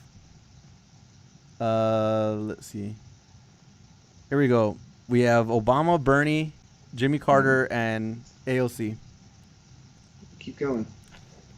And then Elizabeth Warren. Keep going. All right. Where's the rest of the squad? Let's see. There's Ilhan Omar at number 11. 11. And Rashida Tlaib at number 15. Yeah. John Kerry, number 16. That's insane. They're all who the hell likes John Kerry? They're all in the top 15. Who's Gabrielle Gifford? I don't even know who that is. I've heard of her. Believe that in millennials, all the squad is in the top 15, and then AOC is in the top 5. Behind who? Behind 2 former presidents and Bernie Sanders. Yeah, that's the only people I above remember her. That from the primary, having to constantly remind people how popular they are. Yeah, and let's see who's actually dragging her down. Gen X has her at 16, and then the boomers have her at, I guarantee you they have her like at 30 or something stupid like that. Chuck Schumer. There you go. Among boomers, she's number 27. which still isn't bad actually. How about men? Women. Let's see, popularity among women. Bernie, Hillary, AOC is number 10. Think she's more popular among men or women? Yeah. Man, Madeleine Albright, really? Madeleine Albright. She's number 16 with men. So 10 with women, 16 with men. But yeah. But there you go. That's the future is ours. Like there's no way they're going to be able, like I said, there's no way they're going to be able to have like a whole generation of Mayor Pete's and Beto's and Gillibrands and shit libs like that. No. Take over the or retain control of the party. Like the left is going to take it over the next few elections, and there's no way they're going to be able to effectively keep the entire left neutralized. There's going to be people challenging incumbents. There's going to be primaries. There's going to be tons of opportunities for them to be exposed, because once a progressive gets involved in the race and starts challenging these people from the left and drawing real policy distinctions, the people will understand. Like it's like they're going to be just embarrassed one at a time like this because they can't embrace them responsibly. And from what we just spoke about too, since it didn't really include the new squad members of Jamal Bowman, Mondaire Jones, Corey Bush, how long do you think it's going to take for them to crack the top 50 or even the top 40 like all the squad is right now, after seeing all the stuff that they're going to do? Not long. I think they're going to be popular right away. Yeah, that's exactly why when it comes to thing, it's like even if you disagree that's what with them, standing for something does for you. Yeah.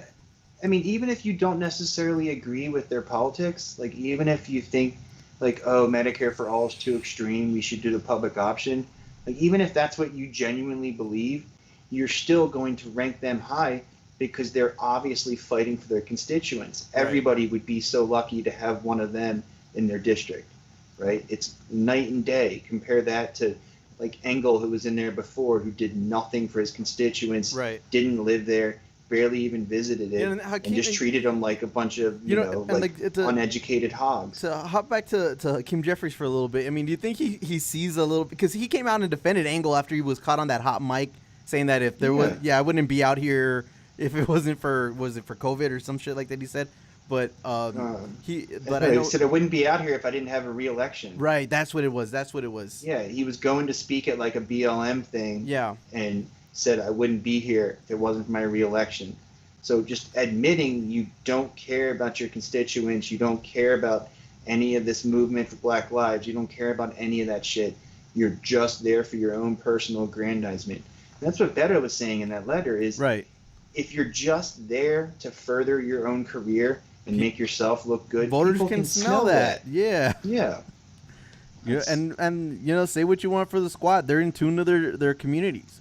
But I think they're just fighting for what their communities need. Right. The solutions, but they are many places, the solutions are left ideas. That's what the country needs. Well, objectively speaking, that's what we need. Well, I mean, the other part though of that's unique to them is because there's been so much attention on them. Is there's a more of a national responsibility because they represent the progressive wing now.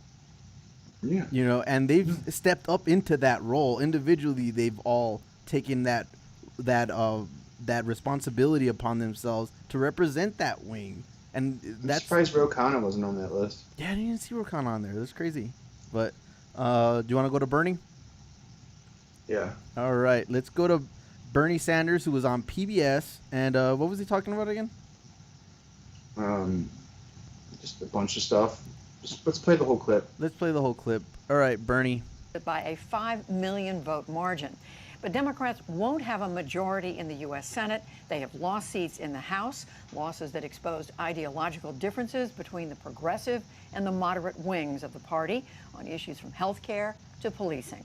Senator Bernie Sanders of Vermont joins me now.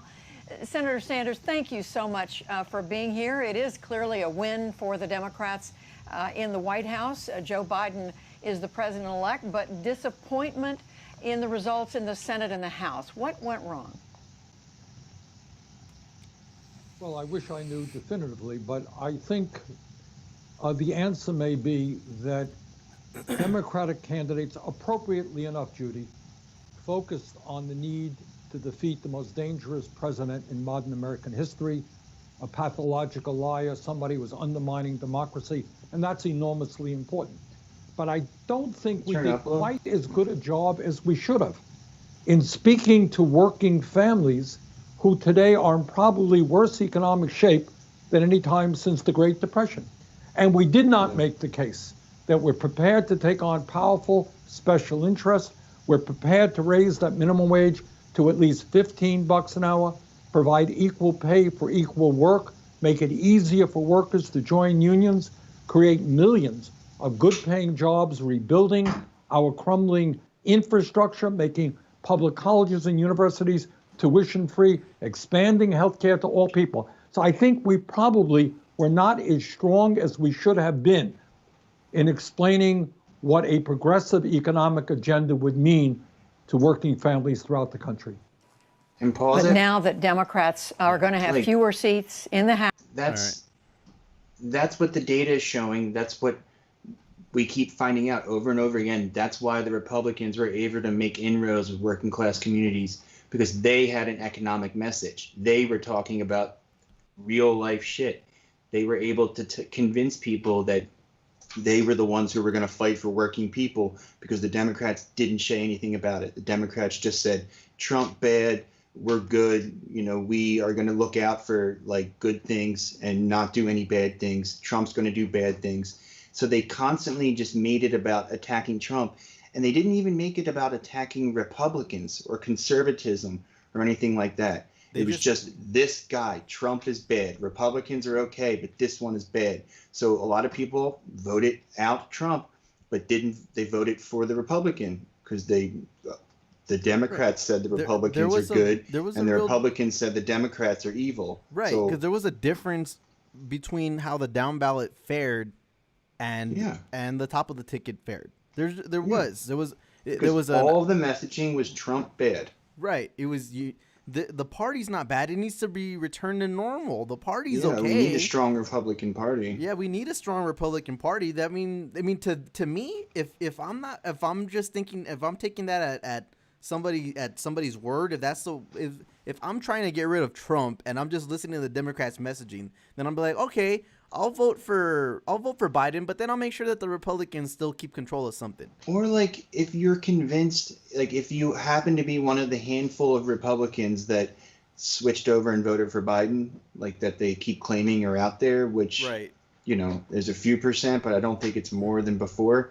If you happen to be one of them and you're convinced that Trump is bad, you are going to do everything you can to act like he's the aberration and the rest of the party is salvageable. Right? Yes. Because so even if you happen to be one of those rare never Trump Republicans, you're going to vote for Biden and then down ballot all Republican. It's just objectively, it's a terrible strategy. Anybody who wasn't just completely corrupt would have seen that it was a terrible strategy, and they went with it anyway. And it's just hurting them all up and down all over the country, all these different races. Like, just absolutely nuts, man. No, I mean, that's let's go back to the video, but yeah. Did you see the thing about finish this. All right, hold on. House, now that you may have 50 seats in the Senate, but you may end up with 48, are you going to be able to do the kinds of things you just listed, Senator Sanders? You're going to have a great opposition from Republicans and not even support from all Democrats. Well, look, I think all of the ideas that I have talked to you about, Judy, and many more, are popular ideas. I mean, the truth is that the American people understand that our current healthcare system is dysfunctional and cruel and wasteful. They understand that $7.25 an hour minimum wage is a starvation wage. They understand that in the richest country in the history of the world, it's insane that our infrastructure is falling about, that we are not addressing the existential threat of climate change. That is what the American people understand and want to see us address. And our job is to explain to the American people where the opposition is and put pressure on Republicans, especially those coming up for election in 2 years, that they have got to do what the American people want. Yeah. And at the same time, we know President Trump, as you mentioned, received 71 million plus votes. So Republicans are going to point to that and oppose, we assume, much of the Democratic agenda. So my question is, are you going to have scale back expectations for what President Biden is able to accomplish? Look, I think we start off with the agenda that speaks to the American people. What I want all over this country is that ordinary Americans, including those who voted for Trump, you know what? They can't afford health care. They can't afford to send their kids to college. They don't want veterans sleeping out on the street. They don't want to destroy their car by going over some pothole. They want action to improve the lives of working families. So does everybody else in America. So I think the very first thing you do is make the case. Here are the problems. Here are the solutions. And then you can sit down with the Republicans and see where we go. Now, my hope is that in early January, Democrats will pick up 2 more seats in the Georgia runoffs, and that will make our life a lot easier.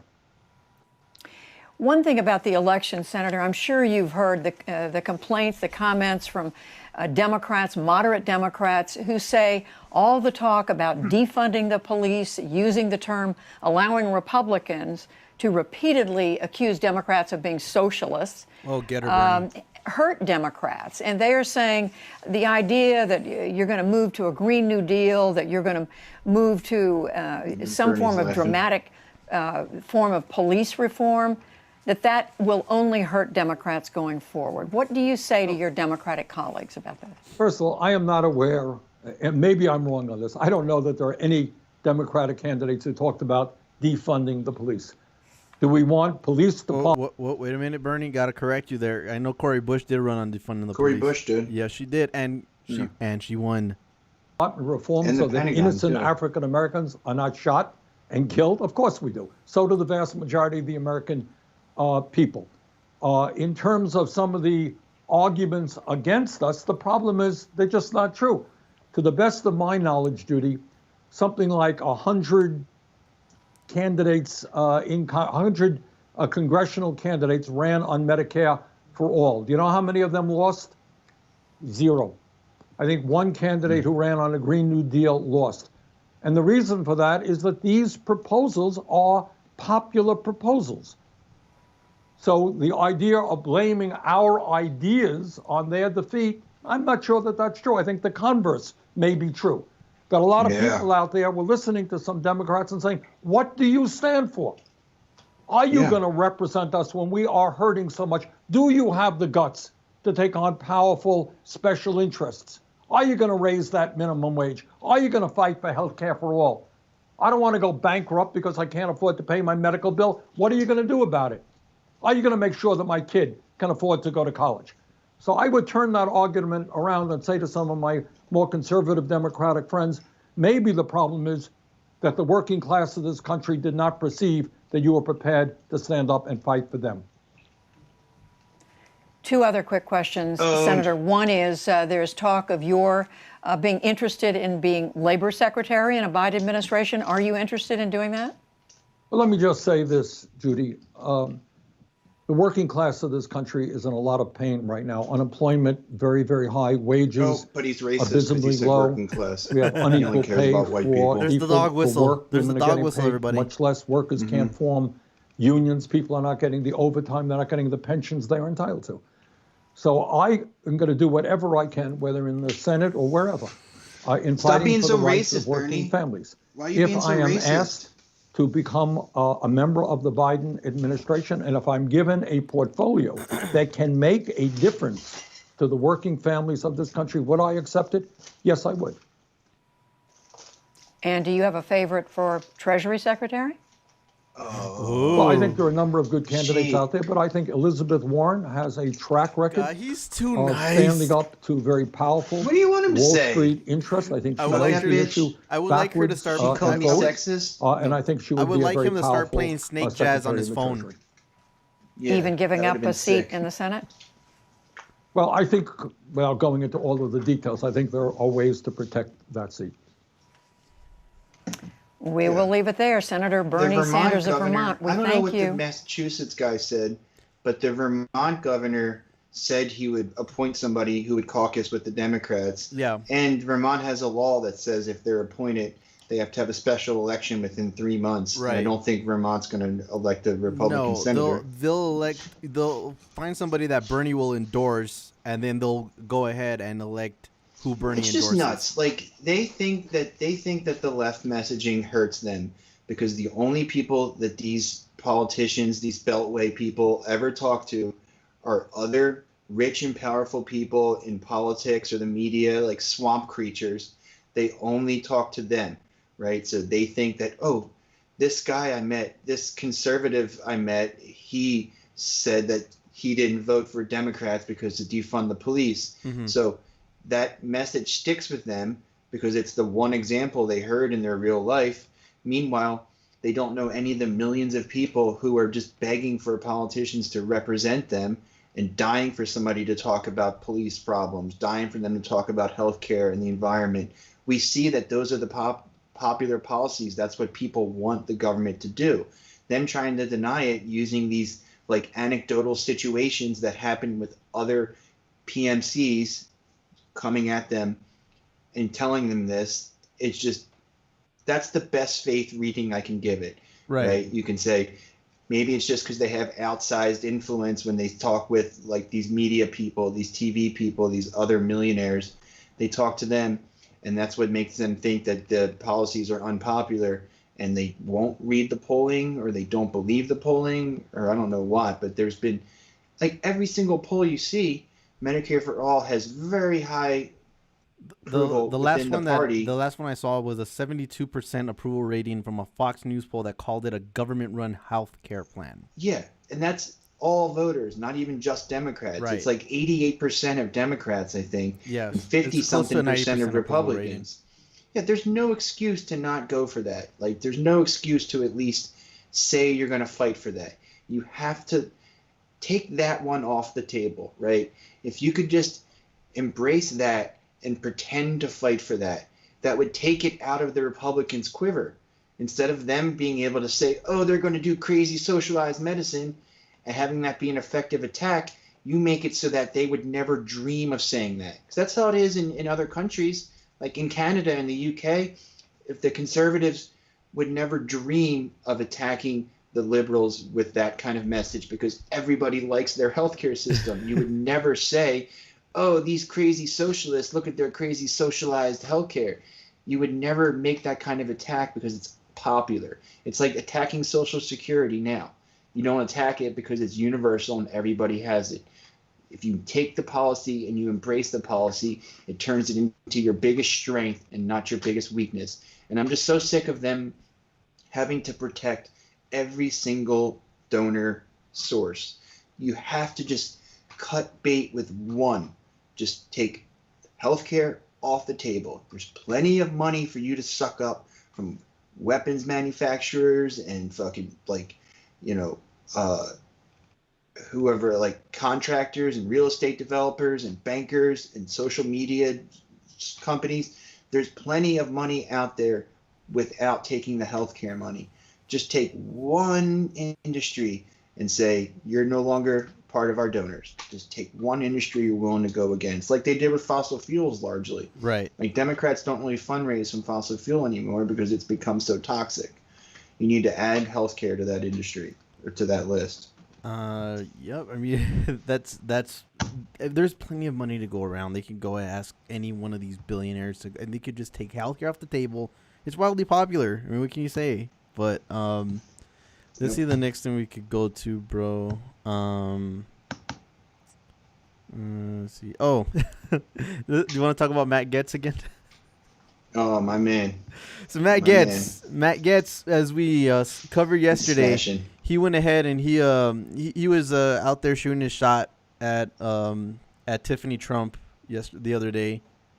There was, let me see if I could go ahead and find that tweet that he put out. So this is to back up here. Here we go.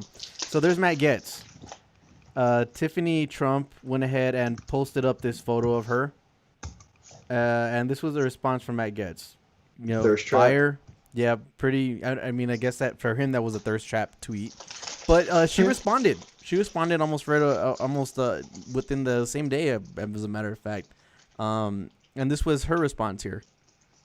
There you go. American flag, heart, and a smiley face. We saw some online flirting going on between the two of them. I mean, by all accounts. And then today, this was the tweet that they went ahead and posted up together. Let's see. Boom.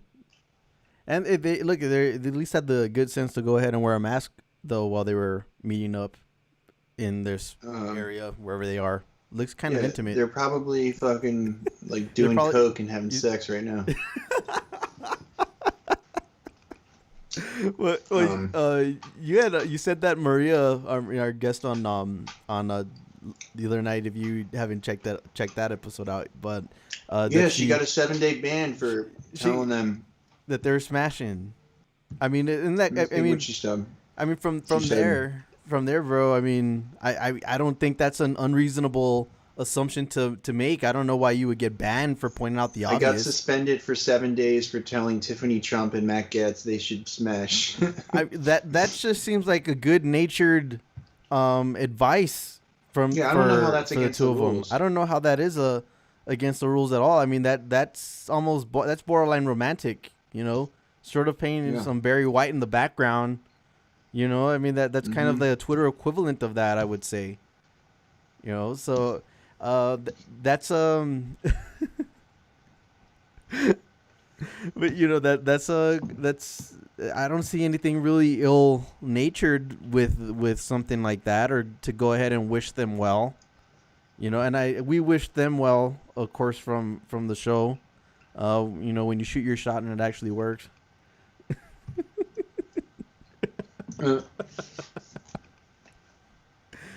Right. I mean, we were speculating though. I mean, do you think personally, if there was anything between them, it's some kind of political angle that he's trying to work or something like that, or? Yeah, I think they want to get close to the seat of power, right? It's like old timey. It's like we're in this like neo-feudalism, right? So like some of the old kind of like apparatus of that old time system are coming back into play. So like being married to the Lord's daughter helps advance your career.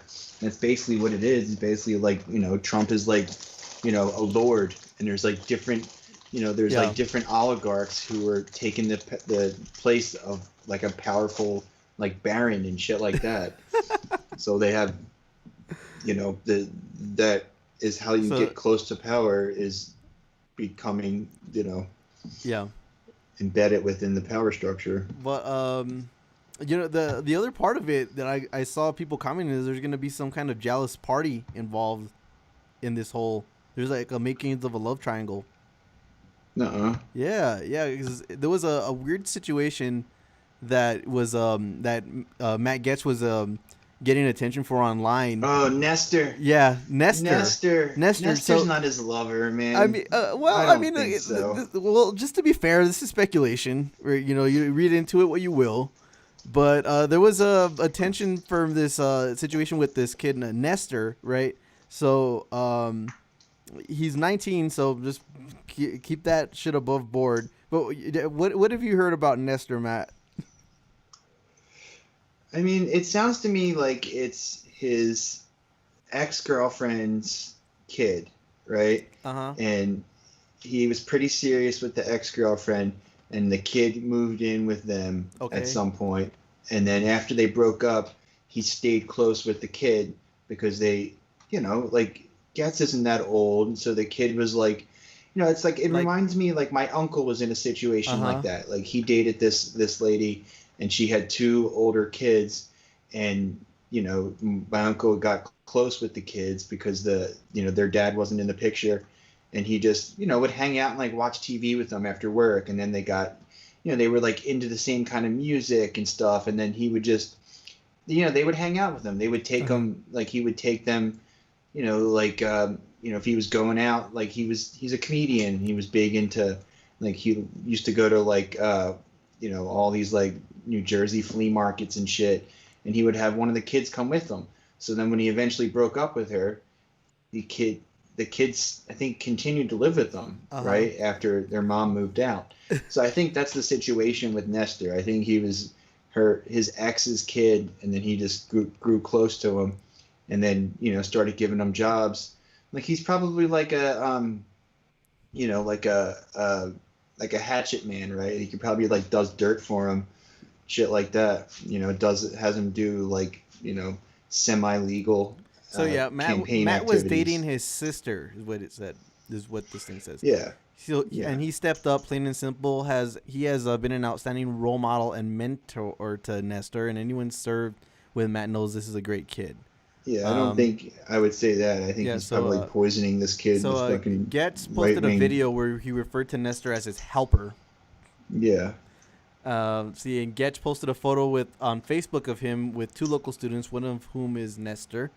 Great working with local students in both Sophia Burleson and Nestor Galvan in Tallahassee this last week. Yeah, so I mean that's just the online speculation. It goes into some strange areas, bro. I don't know. No. But no way. But I mean, if there was anything there to go and read into, you know, I think you would have probably said something. Yeah, I don't think so. What else we got? Let's wind it down here. We got multiple Republican senators think President-elect Biden should be receiving security briefings. Oh yeah, I got that here. Let's go to that. I saw that they got some votes thrown out in Pennsylvania. It was like 100 votes. So you go. Republican senator says that he will step in if Biden doesn't have access to daily intelligence briefings by Friday. So the Oklahoma Republican Senator James Lankford said Wednesday that he will intervene if the Trump administration does not allow President-elect Biden access to presidential daily intelligence briefings by the end of the week, one of the first rights of a presidential candidate after winning the election.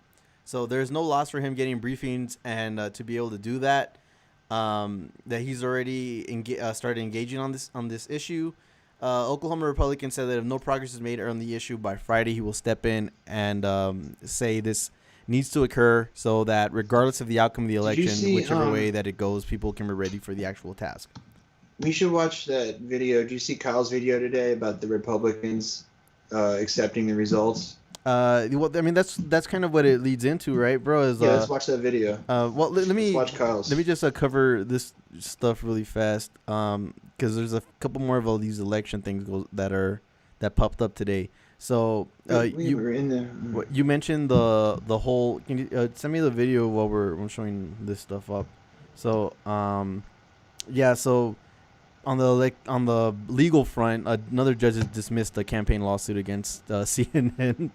Is it over 13 now? Yeah. So, federal judge on Thursday dismissed a lawsuit President Trump's campaign had filed against CNN in 2009 about an opinion piece about Mueller's probe into the Russian election meddling. So, the opinion piece written by Larry Noble, a CNN contributor and former general counsel of the Federal Election Commission, argued that soliciting dirt from foreign government on a political opponent is a crime and that Trump officials should have been charged for it. And that's what he was sued over. Yeah, that should be a crime, exactly. Yeah, and that's insane that they got caught doing that. Yeah, that the statement was defamatory and false. Talking about, like, they're still going around and going on TV and saying that President Trump was stolen and we've got whistleblowers and all that shit. And you have like Neil Cavuto out there on Fox even saying that there's no merit to anything that the press secretary is out there saying. But I think a lot of them on Fox are saying that. I think it's, you know, just the the psycho loyalists, right? That are still sticking and around. Tucker and Laura Ingraham. Yeah, like. But well, look, the judge in this case said that U.S. libel law requires the alleged defamatory statements against public figures such as Trump be made with actual malice. That is, the speaker or outlet behind the story must have known it was false, acted recklessly regarding whether it was true, in order for the plaintiff in the defamation suit to prevail. Most of the allegations in the complaint regard actual malice are conclusory. Brown wrote in his ruling. So Brown who did disagree with some of the arguments CNN made for dismissing the lawsuit, added that allegations of malice the Trump campaign has made were insufficient to support a cause of action. Allegations of malice, like being made with actual malice. Most of the allegations in the complaint regarding actual. Yeah, so there was so this was part of a string of lawsuits that the Trump campaign made after. So they sued CNN for calling the results. No. This was the Robert Mueller story.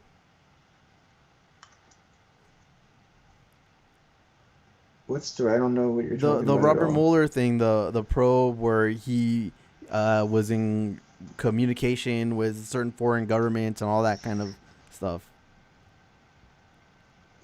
And then Trump went back and sued the networks for covering that inquiry. But it's not. This isn't. It's not related to the election. Yeah, it's no, just this one doesn't. Different? No, this is something different. Oh. Okay. But I mean, regardless, it got thrown out. I mean, how could the president pretend that he has some sort of right about, like, it to be, like, defamation like that? There's no. That's the most public of public figures. Like, your job is to be lied about and criticized and publicly berated and shit on, right? There's just basically no like situation. There's no fact pattern. No, but he's used to where, like, he's used to what do you call it, the business press, right? Where he's able to just go sue them. Yeah, that's what they do. They use their money and their legal heft to silence their opponents. Right. So it's like that guy tried to sue, your business before. It's like they threaten lawsuits at the slightest disagreement because it makes people back down, right? Because they don't have the money to go into court and spend, months and years fighting off these frivolous charges.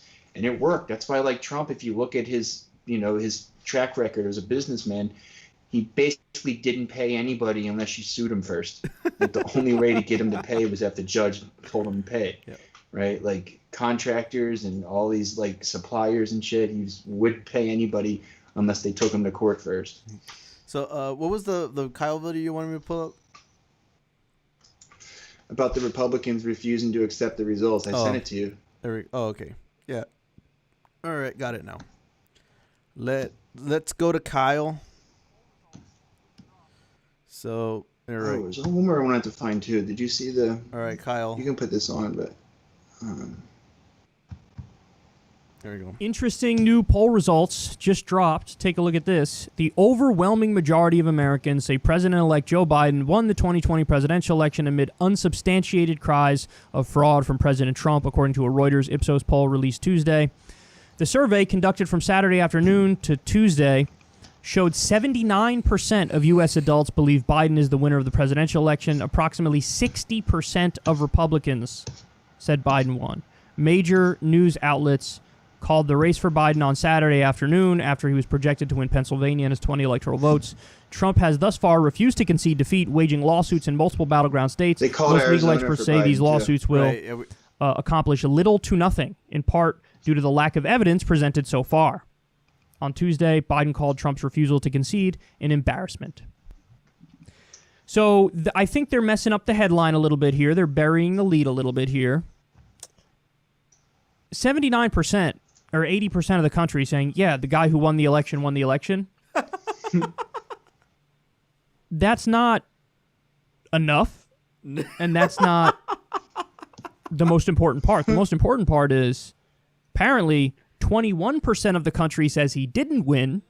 Oh, boy. More importantly, 40% of Republicans say he didn't win. Almost half of Republicans. 40% of Republicans that's insane. are like, no, he didn't win.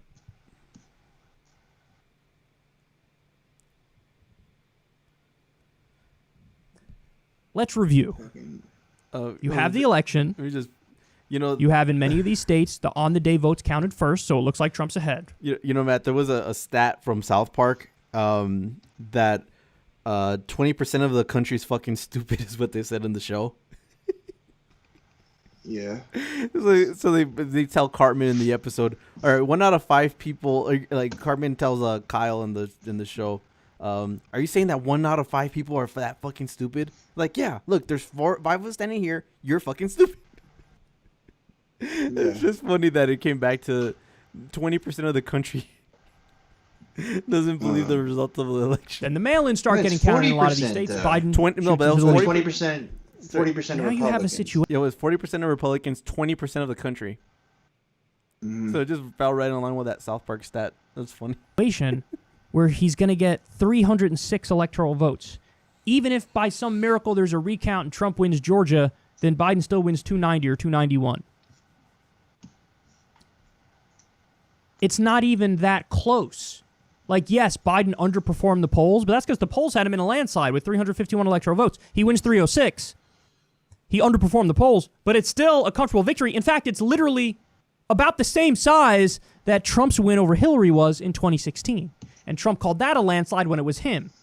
Now, Trump won the Electoral College and lost the popular vote. Biden's going to win the Electoral College and win the popular vote.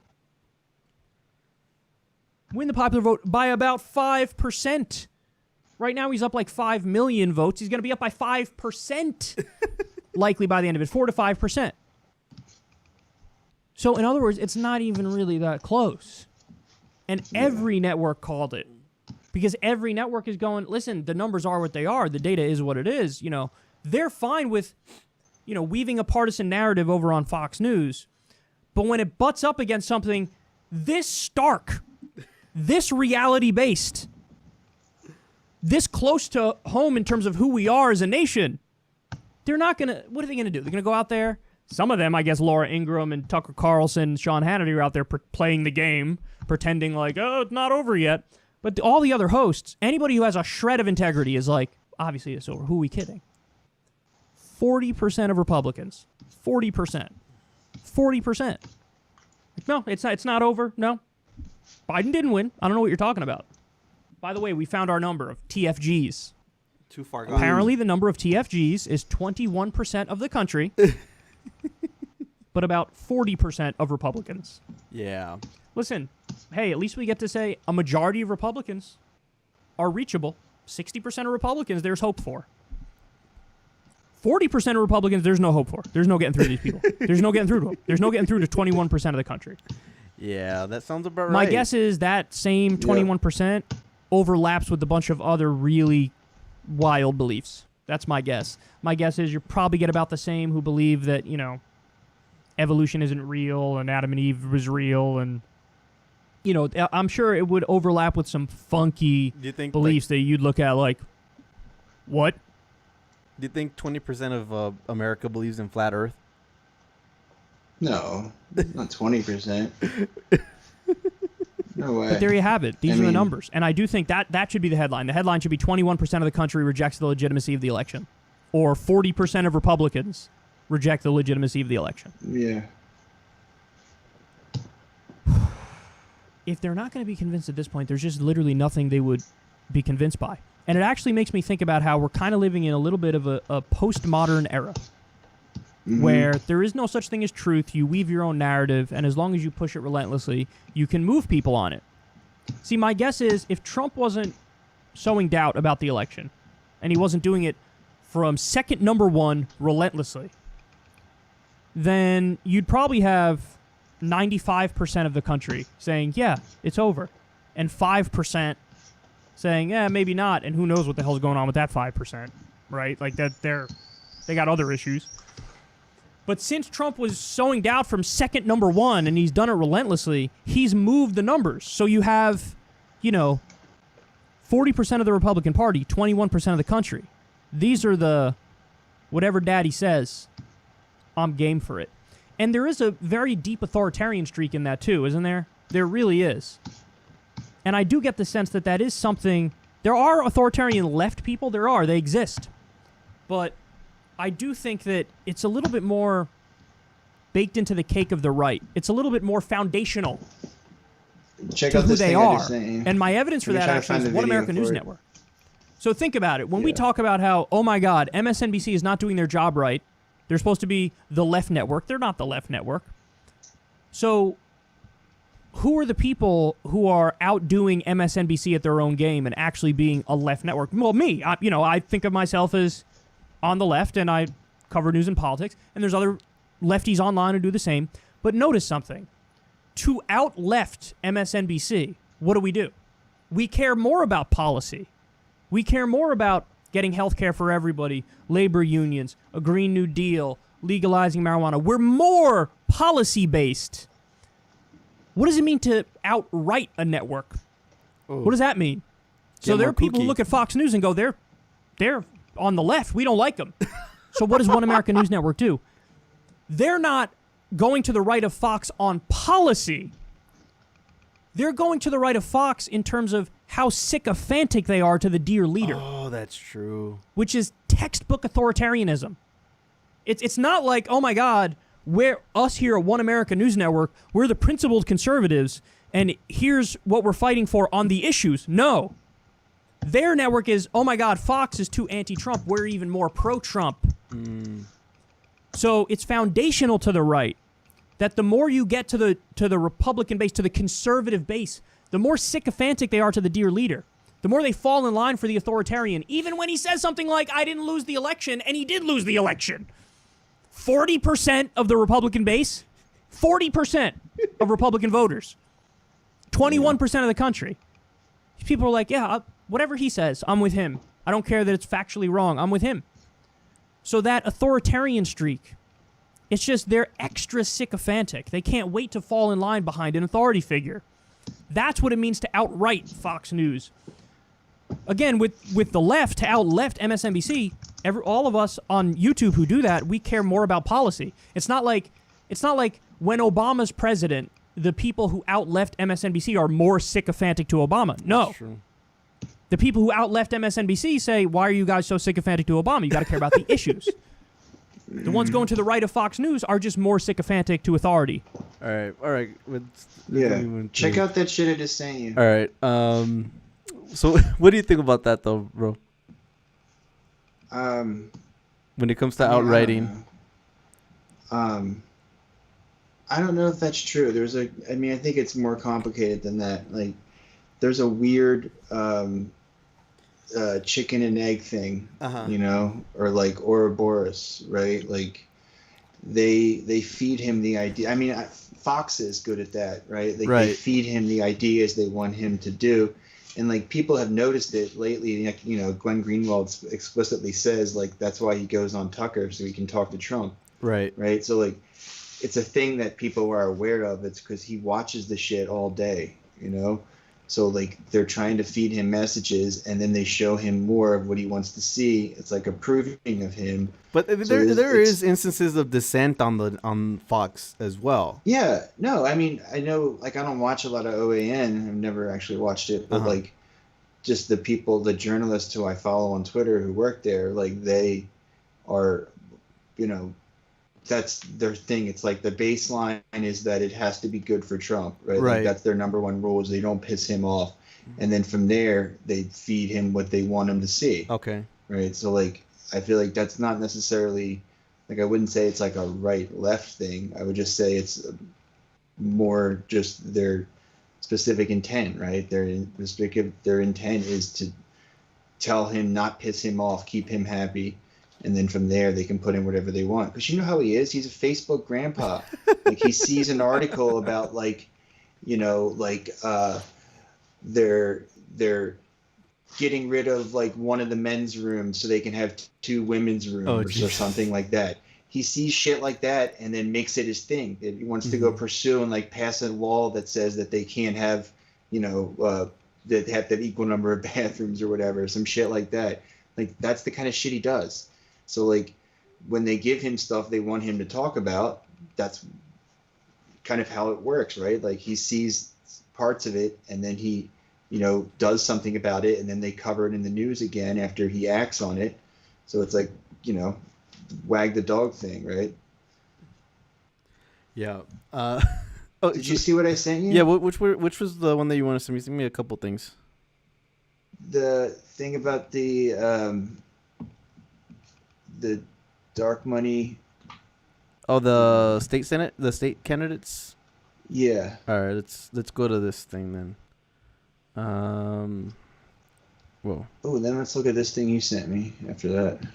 All right. It says, why would candidates for Florida Senate seats do no campaigning, no fundraising, have no issue platforms, nor make any effort to get votes?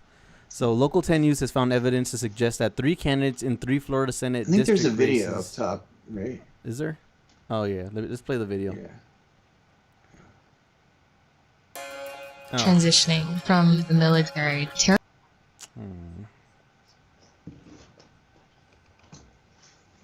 Oh, I love this ad. It's my favorite ad.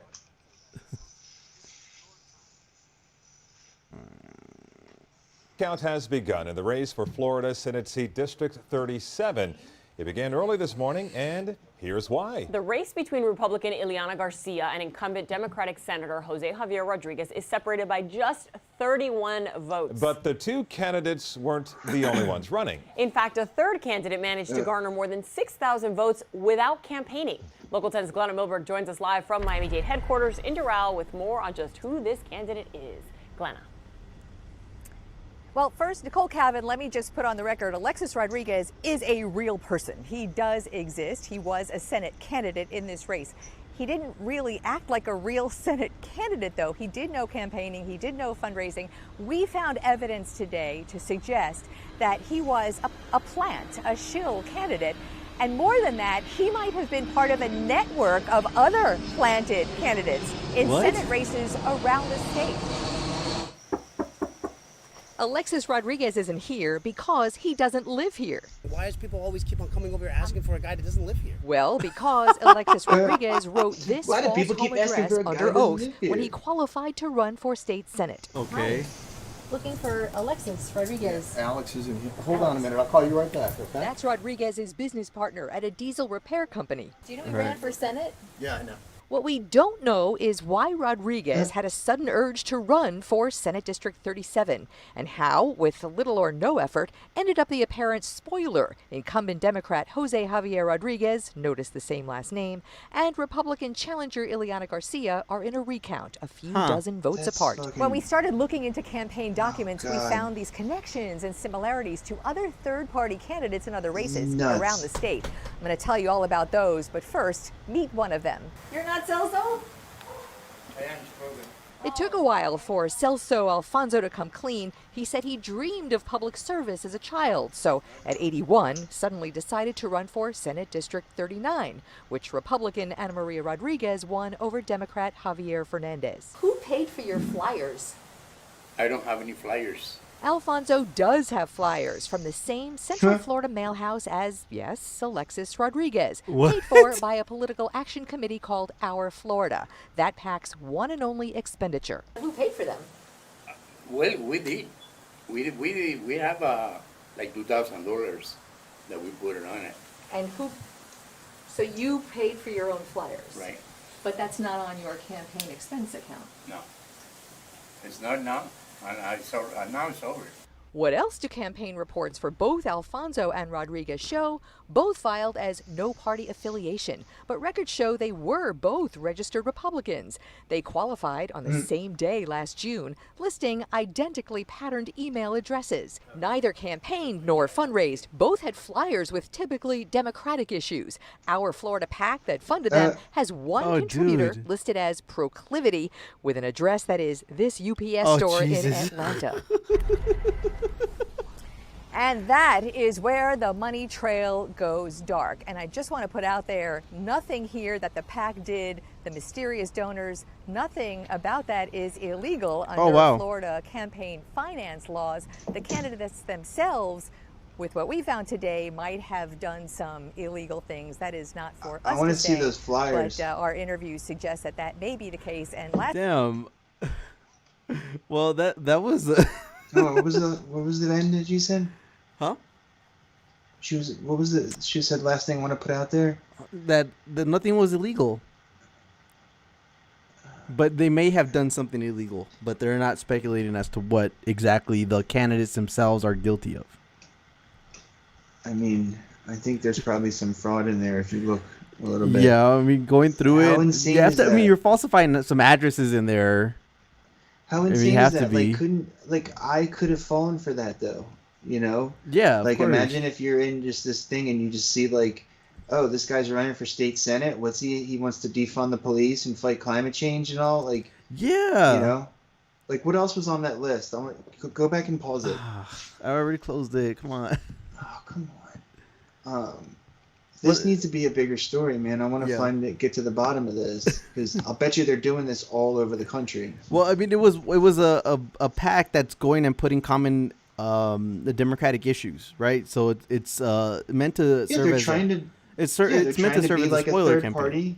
Right. Yeah, they're trying to be like a Green Party candidate. Yes, and they're at trying the to state just level. Put out this, and they're trying to put out this like vague platform. I mean, but and, the main that's part of enough it to though get is that they're 6,000 people, right? Yeah, I mean, apparently it was enough to shift one election there. And I mean, presumably that's all would they be- found, though. I'm sure there's more. No, right? well, yeah, that's what it's a pretty safe presumption to think that it's there to go ahead and help as well. So Yeah, it's a Republican hit job, right? they're going out to do it, and like I said, I wouldn't be surprised if that's not happening in different forms all over the country, in different districts where it's close and they think it'll swing it. Like they just sent the third party guy in there, and let him coast by. Like even if they have him doing some interviews and stuff, they could still, like have them, but act as a significant deterrent. Like that guy didn't really speak English that good either. No. Right? Can you imagine him like trying to run for office, like giving speeches? Like I don't know, man. You should have to do an interview, at least one interview, when you try to run for office, right? I think that's like a reasonable request. Like you have to go talk to one journalist at one point, just get it on the record that you're a real person. Is that too much to ask? Well, okay, so let me go to this article I sent you. So it kind of falls in line with that Kyle segment that we just watched, but America is a nation of conspiracy theories. So here's the most commonly believed in phenomenon. This is a little bit of an older article, but this was interesting to me nonetheless. So 80% of Americans believe in at least one unscientifically proven idea, according to a new insider poll. So health and wellness beliefs such as aromatherapy, essential oils were most popular. A third of those polled believe in at least one conspiracy theory, from the Illuminati to extraterrestrials visiting the Earth. Only 2.3. There we go. Only 2.3% of respondents identify as flat earthers. What year is this from? There's no way. This from last year. It's gotta be higher. Like the QAnon people. So it says over 1 million people responded to a prank event about storming Area 51 in late September. This is when that shit was going on. So yeah, so it's 80% of Americans believe in one unscientific poll, and 2/3 of respondents at least believe in one's pseudoscientific health belief. The poll of over 1,000 respondents, if any, which of the following unproven ideas or paranormal phenomenon or general beliefs believe to be credible, allowing survey takers to select from a list of 15 choices, including options like the existence of chemtrails, the efficiency of crystal healing, as well as none of these. So let's see the complete breakdown of belief. Health benefits of meditation, 50%. What? Belief. That is a thing though. Like well, we found part of the meditation. Well, Matt's in the 50%. Health no, benefit. I mean, there are though. Like health benefits. That's a dumb question. Okay, see, health benefits of essential oils, 34%. ghost spirits There's and also other benefits paranormal. of essential oils. Like this is. Well, okay, Matt is in the 34% of the country that believes it. Yeah. All right, let's see. Ghost spirits and other paranormal phenomena exist. 31%. Yeah, what's the difference between this one? Health benefits Of and what was the aromatherapy. previous This one? is aromatherapy. What was the one before this, though? Essential oils. Oh, they're So not the same thing? No. So 31% of people believe in aromatherapy benefits. Technologically advanced civilizations existed prior to the modern era. That's a big one. 21%. That's like the Graham Hancock shit that you see on Rogan, where you had like the some kind of scientifically advanced people that their whole existence was wiped out, and then we ended up having a hard reset somewhere along in the human history. Yeah, I like those theories. Yeah, I feel like that's pretty plausible. Yeah, you like, see, like this shit isn't really out that. I don't. I'm not saying it happened. I'm saying it's plausible. Yeah, like it could have happened. I don't think we have definitive proof, and I don't know how we would have it. Like if the Earth was completely resurfaced, we wouldn't be able to find shit. I mean, think about how much of what we've built now is impermanent. I mean, if America was destroyed by some kind of cataclysmic event, maybe you would probably leave some kind of evidence like Mount Rushmore or something like that. I mean, all our buildings and that kind of shit would be destroyed. Yeah. If the surface of the Earth was like covered in lava or something, and just completely burnt everything down, like then you wouldn't. Okay, so let's keep going. Anything. Extraterrestrial visitors have come to Earth. 20%. I mean, there is weird shit though. Like you see stories sometimes about like, impossibly old like caverns. Like they're able to tell that like that layer of dirt is from millions of years ago, and then they find like human artifacts the iridium layers inside and stuff like that. I can't remember the exact story, but there's one that's really fucking crazy. Let's see, efficiency of efficacy. I can't. What is it? Efficacy. Efficacy. Thank you. Efficacy of homeopathy. Illuminati or other powerful group of people exerting control over the world events. 16% of people believe in that. That is true. Let's see. Unclassified. Obviously, there's rich people control the world. Well, but you mean like a secret society of like Masons and shit like that? Yeah. But how about how about this one? Unclassified organisms such as Bigfoot, Yeti, or Nessie. I think that there could be, like, we know that there's species of great ape that we've never encountered. Yeah, I mean, you're talking about like one a few years ago. That's what when you look at Rogan, he likens the legend of Bigfoot back to Gigantopithecus. What's Gigantopithecus? Gigantopithecus was the largest known ape species. But they just discovered a species of gorilla that had been previously undiscovered in Indonesia like a few years ago. It was like a type of gorilla that they thought was legend. They had heard about but never seen before. And then they just encountered him for the first time, like I said, like 2014 or so, I think it was. So like there could be species out there that we just never found. So let me see if we can go back to this. This is on Pinterest. No. Come the fuck on. So, all right, here we go. So that's Gigantopithecus. So that was a real animal. That was a real animal at one point. Not that one. It's obviously like a stuffed thing, but I'm talking about like that was a real creature at one point that walked the earth. It was called Gigantopithecus. It's the largest ape species that's ever been discovered. Yeah. Let's see if I can find another picture of it. But on Rogan, what they speculated was that, this was that this is where you get the legend of the Yeti and Bigfoot from, because these were found in Asia, as I recall, and they are related more closely to orangutans. So the speculation is that they wouldn't walk upright though, from what they discovered, and as far as the fossil record, they would crawl around. Let me see if I can go to the wiki site. Dude, just giant fucking apes crawling around. So they would walk like this. They would walk on their knuckles. Hold on, I'm not looking. Oh, oh. Still fucking massive. Oh yeah. But yeah, so that was the.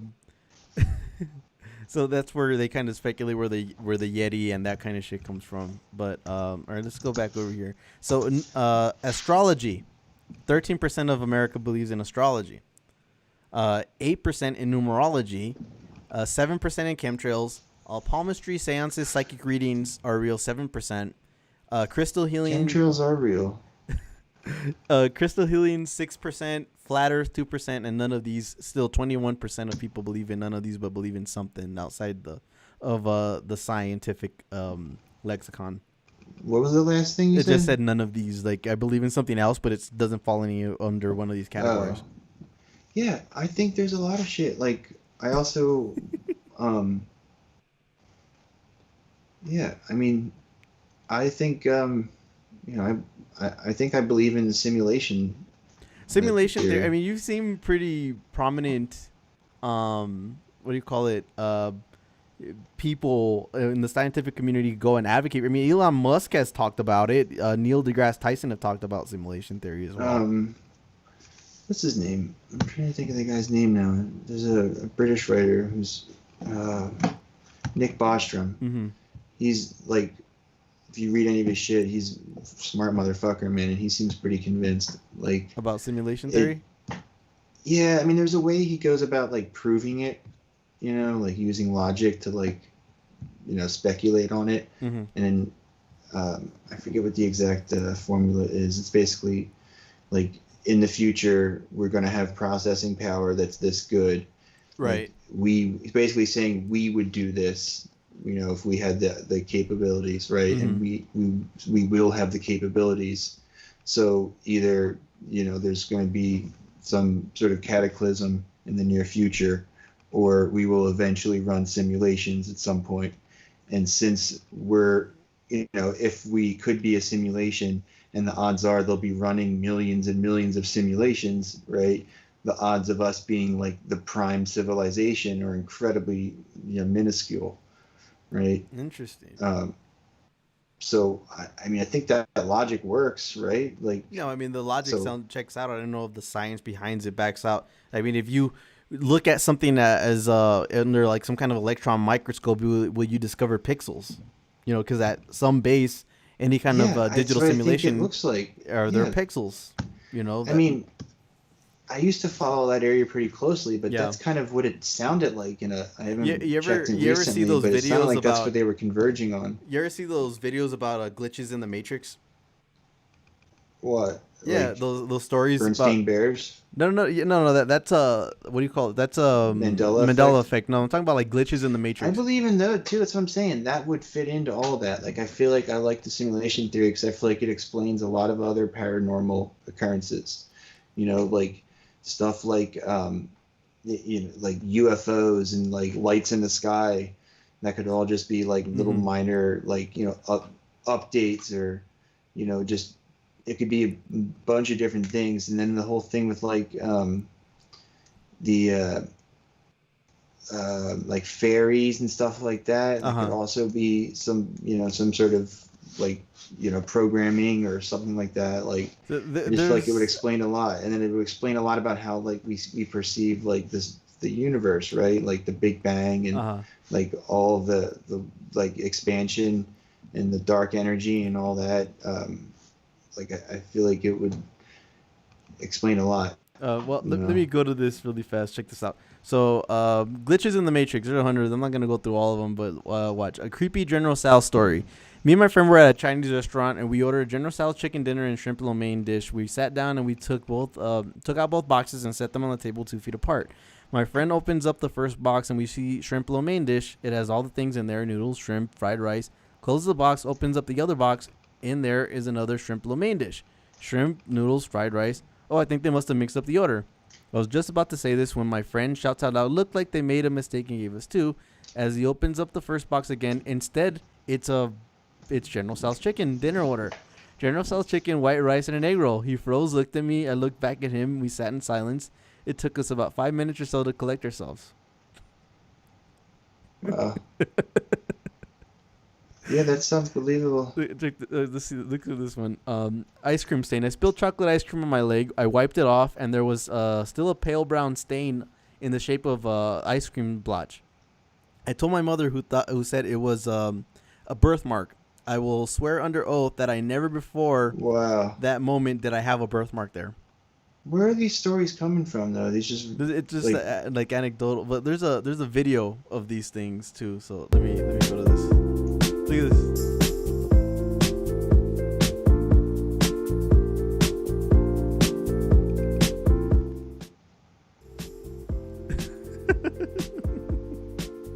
What?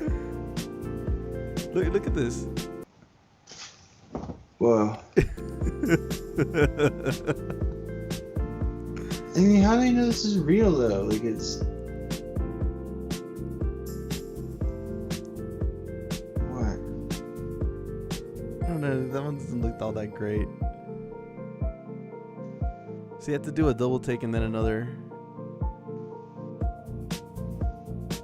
I don't see that one. Do you see it? What? She's got like 3 legs? Oh shit. Or no, is that the same girl walking further down the street? That's what it was. Oh yeah, like check this one out.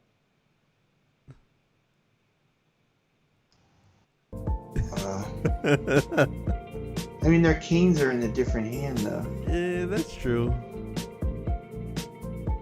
I guess they're like a mirror image. How about that one? Same. What's that one? You see it? Look at watch. Oh shit! Hold on. Look at that. Same shirt. What? Look at this. Look at the shirt. I can't see his face.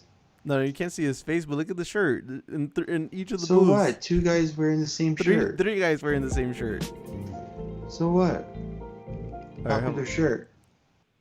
How about that one?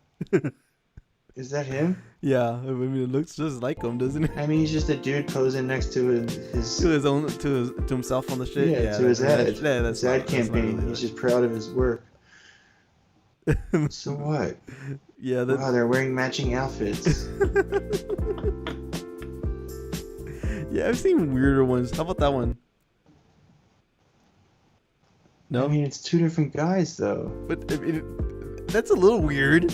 You imagine you walk on a fucking train and you say that? Or Yeah. how about this? I mean, it's just chicks wearing a black leather jacket. With all the same hair? And the same dude? Not the exact same hair. Like same color hair. I mean that's like those guys are laughing about it. Yeah, that they just walked down with the same outfit. I mean that's just weird. Yeah. Wow, that's pretty weird. Yeah. Oh, here's the video for this one.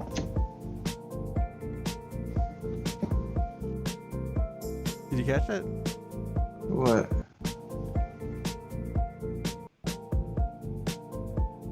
You see that? Yeah, it's probably just like there's a pair of twins and they're in different aisles. Oh, okay. Yeah, that's true. You know, like you brought your kids to the store. How about that one? Wow. That one's pretty crazy. That was a little weird, isn't it? Yeah, no, I wouldn't buy that one. Yeah, I mean, like a lot of these are same outfit kind of things, though. Yeah, that one's kind of weird, though. Let's see. I think the stories are more entertaining. Yeah. Let's see. The hotel room shifted beneath us as we slept. Was on a road trip with family once. We stayed at hotel for a night. Our room was nothing more than 2 beds and a restroom with a big ass mirror on across from the beds. Everyone went to sleep but me. I stayed up playing a mobile game I was addicted to at the time. At about 2 a.m., I went to sleep. When I woke up, I noticed something was just ever so slightly off. The mirror was gone. The room had 2 separate bedrooms, and there were 3 beds. Apparently, I was the only one who noticed because my family called me crazy. What happened? Look, a room. 2 beds. See, I was on a road trip and we stayed at a hotel. The room was nothing more than 2 beds and a restroom with a big ass mirror across from the beds. Everyone went to sleep but me. I stayed up playing a mobile game I was addicted to. And at 2 a.m., when I went to sleep, I woke up and noticed something was just off. There was no more mirror. Yeah, the room had 2 separate bedrooms. I feel like he was just high. You know, like he remembered it was one thing when he was like, and there were 3 he didn't beds. fall asleep, right? No, he said he went to sleep at 2, and like the mirror was gone. There was 2 separate bedrooms now, and there were 3 beds. Apparently, that was the only one I noticed. So he was up all night too. So I was gonna say, like, if you just came inside and fell asleep right away, it'd be one thing. Yeah. So The he was fact that up he until stayed 2, up in and he the stayed room there, and for it was just hours. one giant room Yeah. with 2 beds, and then it turned into a 2. Okay, look at this one. Let's see. The cell phone teleported from one place to another. See, my friend and I were talking to a roommate and a girlfriend one night. Roommate had just received her new phone and was sitting in the bed using it while the 4 of us chatted. So roommate had sat her phone down while we were all chatting. She goes to pick it up and it's gone. And she had just sat down for a few minutes tops before she noticed that the thing had poofed. I call it for her. We can't hear it. We take the comforter, the sheets off the bed, shake them all around. We look under the bed, behind it, everywhere we can. The phone is gone, even though we hadn't left her room at all during the conversation when the phone disappeared. We tore apart the whole apartment trying to find it. Finally, we decided to try her car. It was in the locked trunk. We lived on the 3rd floor, and we were all in the same room watching her use it before it teleported. What? That's fucking nuts. Let's see. One more. I saw and heard a disembodied hand smack my nightstand. I was putting makeup on, and from the corner of my eye, I saw what looked like a shadow of a hand slap down on my nightstand. I would have dismissed it as my brain playing tricks on me or something, but I heard it too, and it sounded like a really loud smack. It was weird but I've experienced so many small unusual incidents like this, things randomly falling or shaking, so I guess I've become apathetic to it. This was the first time I actually heard the thing too. I mean that's like borderline haunting stuff. A really loud smack. Yeah, that's weird. Okay, last one for sure. Let's see. I found just keep reading them. This is good. It's good content. We'll cut a video of this. Yeah, let's see. We'll cut a video of going through it. Well, I hope everybody's enjoying us going down conspiracy lane, but see, I found a photograph that defies the laws of reality. I went to camp when I was around 12-ish. Took one of those disposable film cameras with me. Cell phones were still in flip phone phase and I didn't have one. Took a picture of 2 people I made friends with there. One of them appears in the photo twice in 2 different poses entirely. Still weirds me out when I come across that photo. It's probably just like a double exposure or something. Well, I mean, took one of those disposable film cameras, took a picture of 2 people I made friends with. One of them appears in the photo twice. But Wow. you're saying like he took a picture of 2 different people and then the same person came out twice in 2 different poses. Yeah, that's nuts. Fine, I'll keep going. Let's see. I experienced a moment where time stayed frozen. So when I was a teenager, I was in my room and decided to go to the kitchen and make a sandwich. I looked at the clock before I left, 6:48 p.m. Went to the kitchen, made an awesome sandwich, got some chips and a drink. This probably took me at least 10 minutes. When I walked back into the room, the clock still said 6:48 p.m. I stood there a bit confused, and then it turned to 6:49. I've had shit like that happen to me before. Really? Where I like looked at the clock and I thought for sure it said one thing, and I went back in and it said the same thing. Like, yeah, that one's weird. Yeah, I feel like time, like it it goes faster or slower sometimes, right? Well, like, I mean, it's relative. And then people say that. Yeah, they said time is relative, right? So that's kind of what it amounts to, is when you're doing something. It's like that saying, a watch clock or a watch pot never boils, or a watch clock never moves, some stuff like that, right? But, yeah. See, multiple drivers experienced a time jump on the same street. Had a friend who was convinced something was wrong with the area between the nearby town and his home, or maybe it was his car. He claimed that many times he'd leave work and somehow be home 5 minutes later when it was a 15 or 20 minute drive. It was crazy. He wasn't the only one to experience it either. It happened to a few friends that rode with him. Wow. Sounds weird. Tell you, there's if you can really go down the rabbit hole with these damn Matrix stories, bro. Yeah, it's nuts. Keep going. Okay, fine. I'll go. Oh, okay. Let's keep going. How many more are there? There's 100 of these. I'm telling you, there's a lot of them. Let's see. I actually answered a phone call that the other person never actually experienced. I've heard of this one. Let's see. I was sitting in my office one day when my desk phone rings, and it's under it's my undersheriff asking me to bring him all the reports, dispatch logs, and any documentation referring to reference to a specific. So I get it all together.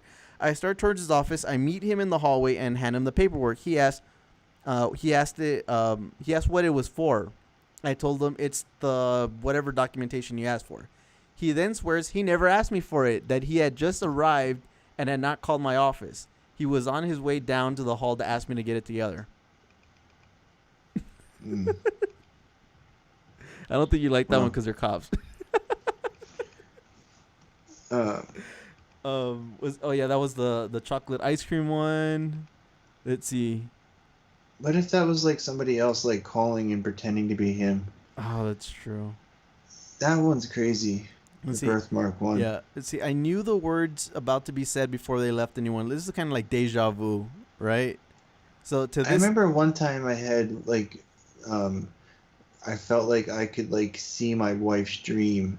Like we fell asleep next to each other, and I felt like I knew what she was dreaming about. And when she woke up, I like explained it to her, and that was it. Was it what she dreamed? Yeah. That's nuts. Yeah. Let me go to this one. To this day, I cannot explain what happened. I was watching TV with friends, and we landed on some old 80s movies I used to watch over and over, but hadn't seen in a long time.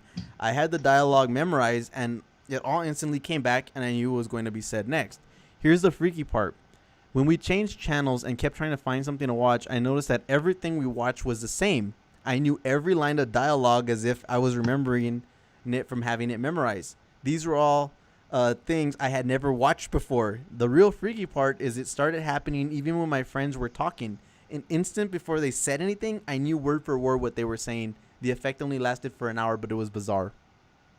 Oh, I feel like I kind of know what they're talking about. Like I've had situations kind of like that. Oh shit! You know, there was this one thing. Well, it happened to one of my friends. Is what he said is that he was at his kid's birthday party, and he and let's see how he explained it was he felt like something shift or something like that, and he looked at there was a bunch. It's a birthday party, so you have everybody kind of sitting looking at like there's where they have like the birthday presents and all that kind of stuff.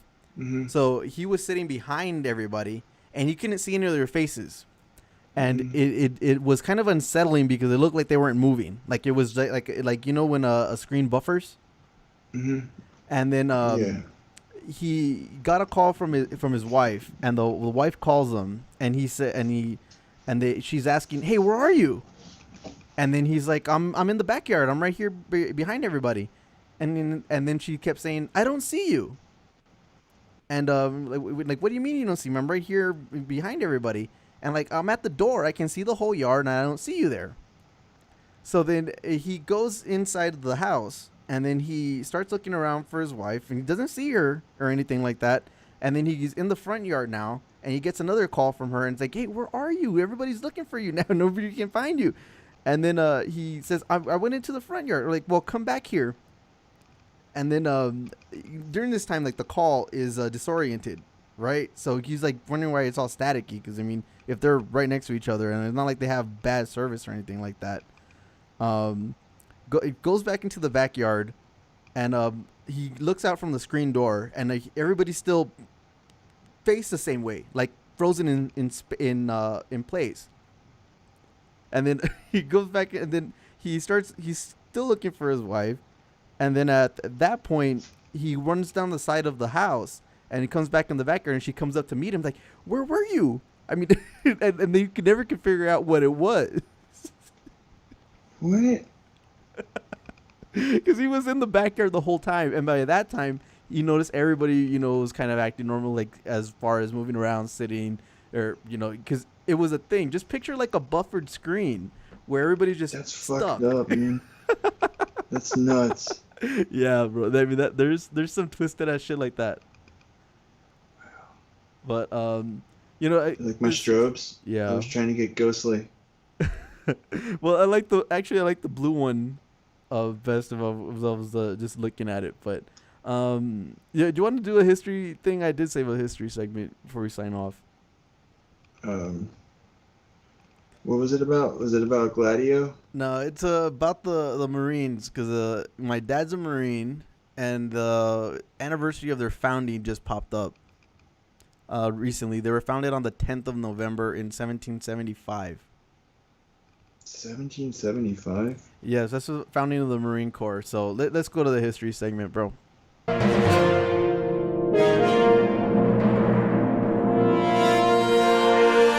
It's History Hour with Tony and Matt, where we talk about history. History time. Let's see. Here we go. And like I was just saying, the birth of the U.S. Marine Corps, it was in November 10th, 1775.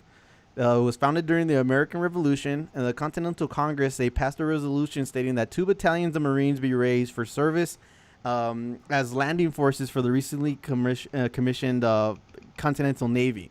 So the resolution was drafted by future President John Adams and adopted in Philadelphia, and created the Continental Marines, and is now observed as the birth date of the U.S. Marine Corps. Serving on land and at sea, the original U.S. Marines distinguished themselves in a number of important operations during the Revolutionary War. The first Marine landing on a hostile shore occurred with the force of Marines under Captain Samuel Nicholas captured New Providence Island in the Bahamas from the British in 1776. So Nicholas was the first commissioned officer in the Continental Marines and is celebrated as the first Marine commandant. And after American independence was achieved, the Continental Navy was demobilized and the Marines were disbanded. But in the following decade, increasing conflict at sea with the revolutionary France led the Congress to establish a formal U.S. Navy. And 2 months later, President John Adams signed the bill establishing the U.S. Marine Corps as a permanent military force under jurisdiction of the Department of the Navy. U.S. Marines saw action in the quasi-war with France, and then fought against Barbary pirates of North Africa during the first year of the 19th century. Since then, Marines have participated in all wars of the United States, and in most cases were the first soldiers sent to fight in. All in all, Marines have executed more than 300 landings on foreign shores. So today there are over 200,000 active duty and reserve Marines, divided into 4 divisions stationed at Camp Lejeune in North Carolina, Camp Pendleton in California. That's where my dad was stationed. New Orleans, Louisiana, and Okinawa in Japan. Each division has one or more expeditionary units ready to launch major operations anywhere in the world on 2 weeks' notice. Marines expeditionary units are self-sufficient with their own tanks, artillery, air forces. The motto of the service is Semper Fidelis, which means always faithful in Latin. 200,000? Oh, I was going to say, I thought it was 200,000 per base. No, active duty Marines. Yeah, so there's all those Marines fucking live in Okinawa permanently. Well, I mean, that's crazy. I mean, yeah, divided into 4 stations, so it's like 50,000 per station. So yeah, dude. Yeah, well, I mean, why I like to study the Marines is because of how they were utilized in World War II under MacArthur. Yeah. So what was involved in the Pacific Front in World War II was a lot of going island to island and defeating the Japanese on each of those specific spots.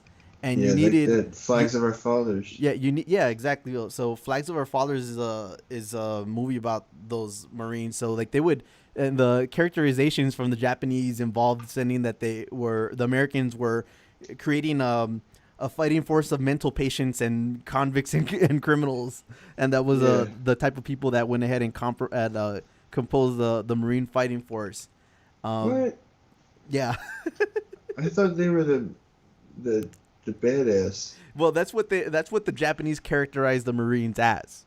Oh, that's what the Japanese. Yeah, that they were saying that they were a bunch of mental patients and convicts that were sent in to fight them the Americans on behalf of the country.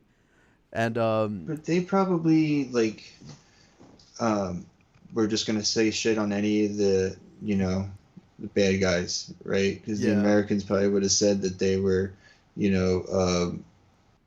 whatever, hysterical or in a fervor, like they were like religiously devoted to their country, like that kind of thing, right? Well, I mean, that's what you would think, though, right? Well, I just found it funny that they would characterize them as mental patients. Well, like if you're willing to kill yourself, like if you're willing to do like what's it called? But yeah, like they said, what's it called? Like the harikari, like harikari, if you're willing to kill yourself for your country, you have fucking mental problems, No, but that's what they were saying about our Marines. Like, our Marines were over there, and that's what they were characterized as by the Japanese. So they were thinking they were fighting against a bunch of crazed-ass Americans. Good. But, some of, like, the battles that they fought during World War II, I mean, they were the landing force at the Battle of Midway, because there were some on those islands, Okinawa, Iwo Jima. I mean, they would have comprised the forces that would have landed on main island Japan had we not dropped 2 nukes on them. But it was a really interesting way that that war had to be fought, because you're talking about the Japanese controlled this large territory of mostly ocean, and you had to have this amphibious fighting force go and dig them out of each and every little tiny island that you would find in the Pacific. Why did they have to do that, though? Like, couldn't they have just gone straight to the mainland and, you know what I'm saying, like, just like land in Manchuria and try to fight them there? No, just like left the Japanese soldiers on the islands undisturbed, right? Like they could just show up and. Well, I mean, they were also involved in liberating the Philippines, because there was a. What were they going to do? Like, but think about it. If they had gone and sailed right into the mainland to they had to drive back Tokyo. They had to drive back the Japanese Navy. But like in Flags of Our Fathers and all, I think of Flags of Our Fathers. Well, Flags of Our Fathers is on Okinawa, or no, it's Iwo Jima. It's Iwo Jima. Yeah, but they're all it's Iwo Jima, right? They're all dug into the mountain. Like, they're not gonna like go out and get in a boat and chase you down if you go sail past them, I mean, right? Who knows what they were gonna? I mean, it just seems like a pointless battle. Well, no, I mean, each of them was very important to go ahead and drive back the Japanese fighting forces. They had to. The point of that is, you have to think about it as controlled territory, right? So if you're just gonna go and drive your fighting force in a area where your enemies are completely surrounding you, it's kind of counterproductive in that sense. So, but yeah, I mean that was one of the reasons. Aside from how well the Russians were able to fight in Europe, why America was able to go ahead and wage a war on 2 halves of the globe, because you had a fighting force like the Marines to be able to go ahead and defeat the Japanese with almost, I'm not going to say completely independently of the army, because of course you had some army forces that were reinforcing the Marines against the Japanese too, but by and large it was on their backs that they had to go ahead and defeat the Japanese and win that side of the war. And then besides that, they were not getting a lot of help from the European allies until Hitler was defeated, where you had Stalin actually made good on his word. And although the Japanese were trying to ally with Stalin, Stalin kept his word, and he turned and helped our country. That was you probably shouldn't have done that, What do you mean? Stalin should have probably pulled a psych on the Allies, Well, like taking out the Germans and then been like, oh, fuck you, just gonna keep going. Well, just take over and like team up with the Japanese. Yeah. Well, that's what the Japanese were thinking that they were gonna do. That's what they should have done, man. That would have been based. No, but I don't think that would have helped them at all, because then you would have had all the allies, all the rest of the country would have turned on a war-torn Russia. Yeah, they didn't have any. They weren't doing so good by the end of the war. You know, like everyone else had been conquered except the UK, and then Right. they, you know, were I mean, battered. Yeah, I mean, the European front was fought a lot, more than most people would kind of acknowledge, on the back of Russian fighting forces. Yeah, that's what I'm saying. Russians, fucking like 10 million Russians died in World War II. Yeah, Like, so there's a lot of fighting that a lot of the German a lot of dead military, people, man. right? 10 million people. A lot of fucking Russians died, weakening that German fighting force before the Allies. Before, I mean, the United States went ahead. Once we were involved in the conflict from 42 to 45, and that whole aggressive military effort on the Germans by the Germans started in 1939. So it was and like 2 Russia extra years didn't of even want to fighting. be, like they didn't even want to be in the war. You know, like they no, were but Hitler was attacked a and had to dick. get into it. Well, yeah, that's what I'm saying. So they had to like. It took them years to like, you know, get their like. I don't think they probably. It was probably harder for them to like ramp up production and stuff, right? If Stalin knew that Hitler was going to turn around and fuck him over, I don't think he would have allowed Hitler to go start his offensive the way he did. You know, I think he would have been he would have ended up aligning more with Britain and France and the Allied forces a lot earlier on if he knew what a problem he was going to end up being, but. Yeah, well, I mean, he shouldn't have. That's what I'm saying. Yeah. He should have known that the capitalists couldn't be reasoned with. Like, he had to destroy them. I mean, it's not like they came out on the raw end of it after in the immediate aftermath of World War II either. I mean, they got to conquer half the fucking continent. Yeah, they had a that's whole, a good point. you know, and then when you're talking about Germany, you had the entirety of Eastern Germany that was under Soviet control for as long as it was, and then the Western Allies split the other half. So it's like, you know, our side gets half or has to split a half, and then the Soviets get an entire half for their control. But they probably got like a big chunk of like China and shit too, right? When they were putting it back together after the war.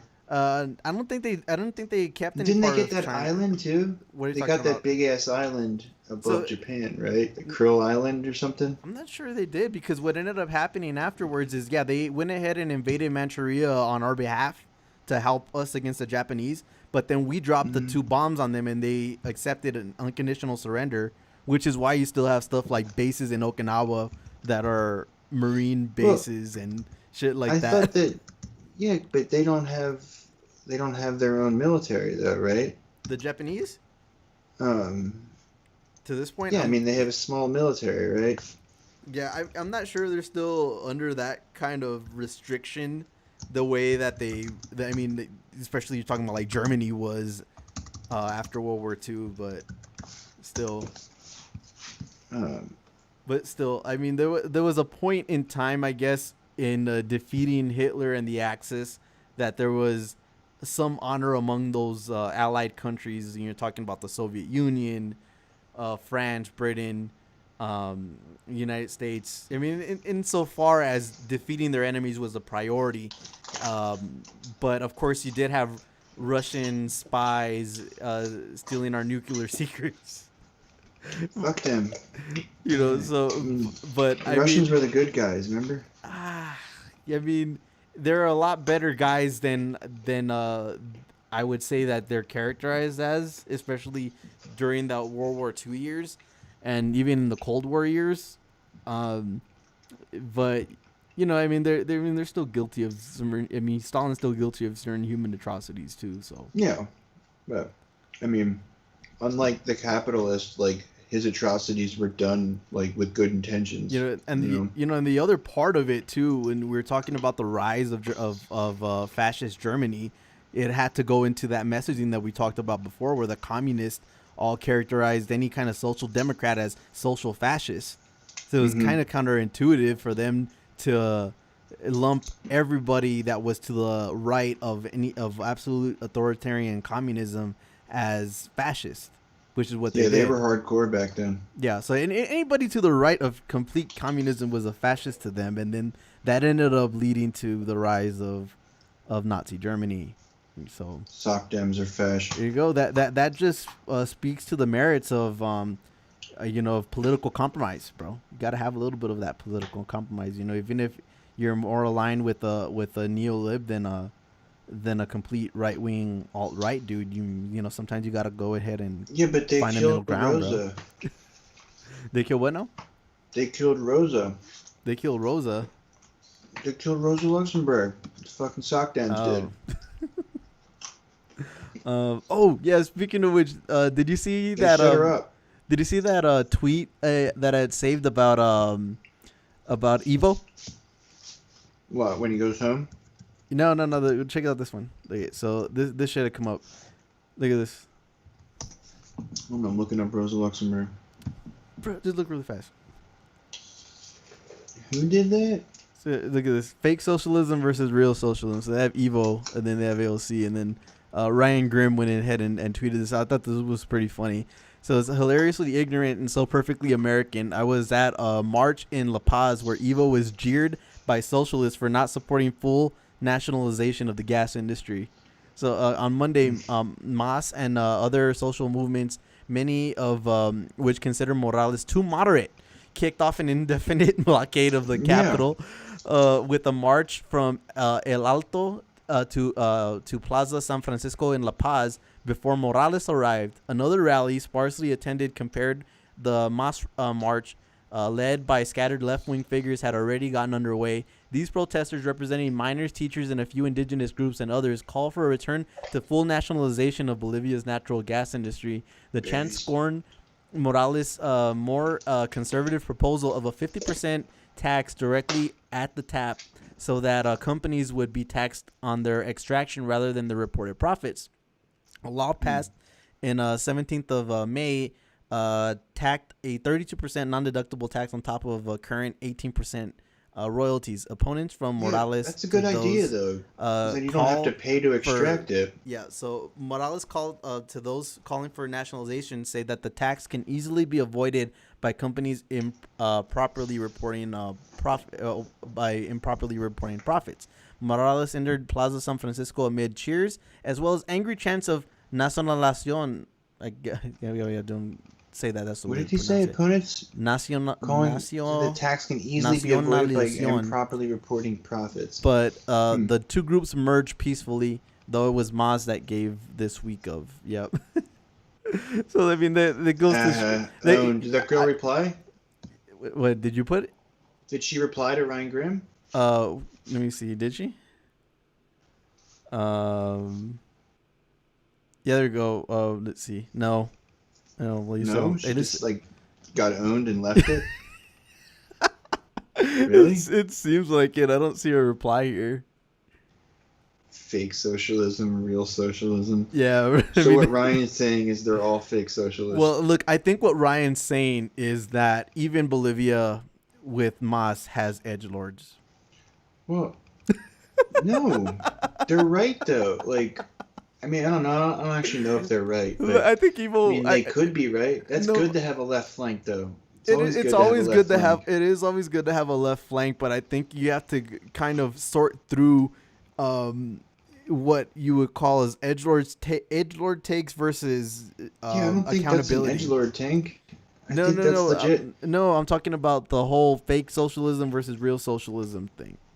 Oh, that's just such a dumb take to begin with. It's like what are you saying? Like, are you saying that she doesn't want good things? Or are you saying that she doesn't know what good things are? Or are you saying that she's not, like... This tweet blew up for you, bro. People all say that shit, and it's like she got into office with DSA. Right, and she's still part of DSA, right? So I'm saying, like, what do you... But, yeah, this was your reply. It kind of blew up a little bit. So, unpopular take, but I like AOC. I'm not ready to cancel her. I would criticize her, but she's far from perfect, but I don't think she's our enemy. I do think she's politically positioning herself, which is not a bad thing. But if we keep canceling everyone, we'll have no one. To me, that isn't wise. And then you had put, why the fuck would we want to cancel someone who's both outperforming her coworkers in terms of helping her district and defending the left platform on a national stage? Are we trying to seize power or start a hipster band? Yeah. Yeah, bro. I think that was a good take. I didn't see that reply. Who's that? Let me see. Man, where's all your replies? I put more. There was more replies under there. So, but yeah, it says ceasefire. I didn't get any of those replies. You didn't get any of my. I put a bunch of them, didn't I? Or there was a few on there. I didn't get any alerts from that tweet. No. I mean, no. It was because it was just too base, bro. Twitter shut you down. It is good. It doesn't give me ones that it knows I'll get pissed off at. Is that true? Like, I mean, do you end up missing a bunch of those kinds of I don't know. Yeah, I don't know how it works, but I mean, that's my experience. It doesn't give me ones that are annoying. Like, sometimes I'll like accidentally come back across them. Like I'll like, see I'll like re-enter a thread from a different different direction, and I'll see a bunch of different replies I didn't get an alert for. Oh, here it is right now. I'm just seeing it. Who's this asshole? Let's see. Seize power. Sounds fascist. Fuck yourself. So let me see. There was this one. Last one. Then we're gonna go ahead and sign off, everybody. I don't know if we're gonna. Let's not rate anybody. That takes a while to sign off people. Mm-hmm. But let me see. There we go. So Joe Manchin came up with this freaking defund his butt. He wants his butt defunded. So defund the police, defund my butt. I am a proud West Virginia Democrat. We are the party of working men and women. We want to provide American jobs and health care. We do not have some crazy socialist agenda and do not believe in defunding the police. I mean, I don't know if they call him a socialist too, but I wouldn't surprise. But then yeah, he was better than fucking Clyburn. Like he So there was AOC. He was less to me. Like I was less offended by him than I was Clyburn. Like. Oh yeah, no, I agree. Didn't say anything about anybody else. He just talking about himself. Like, right.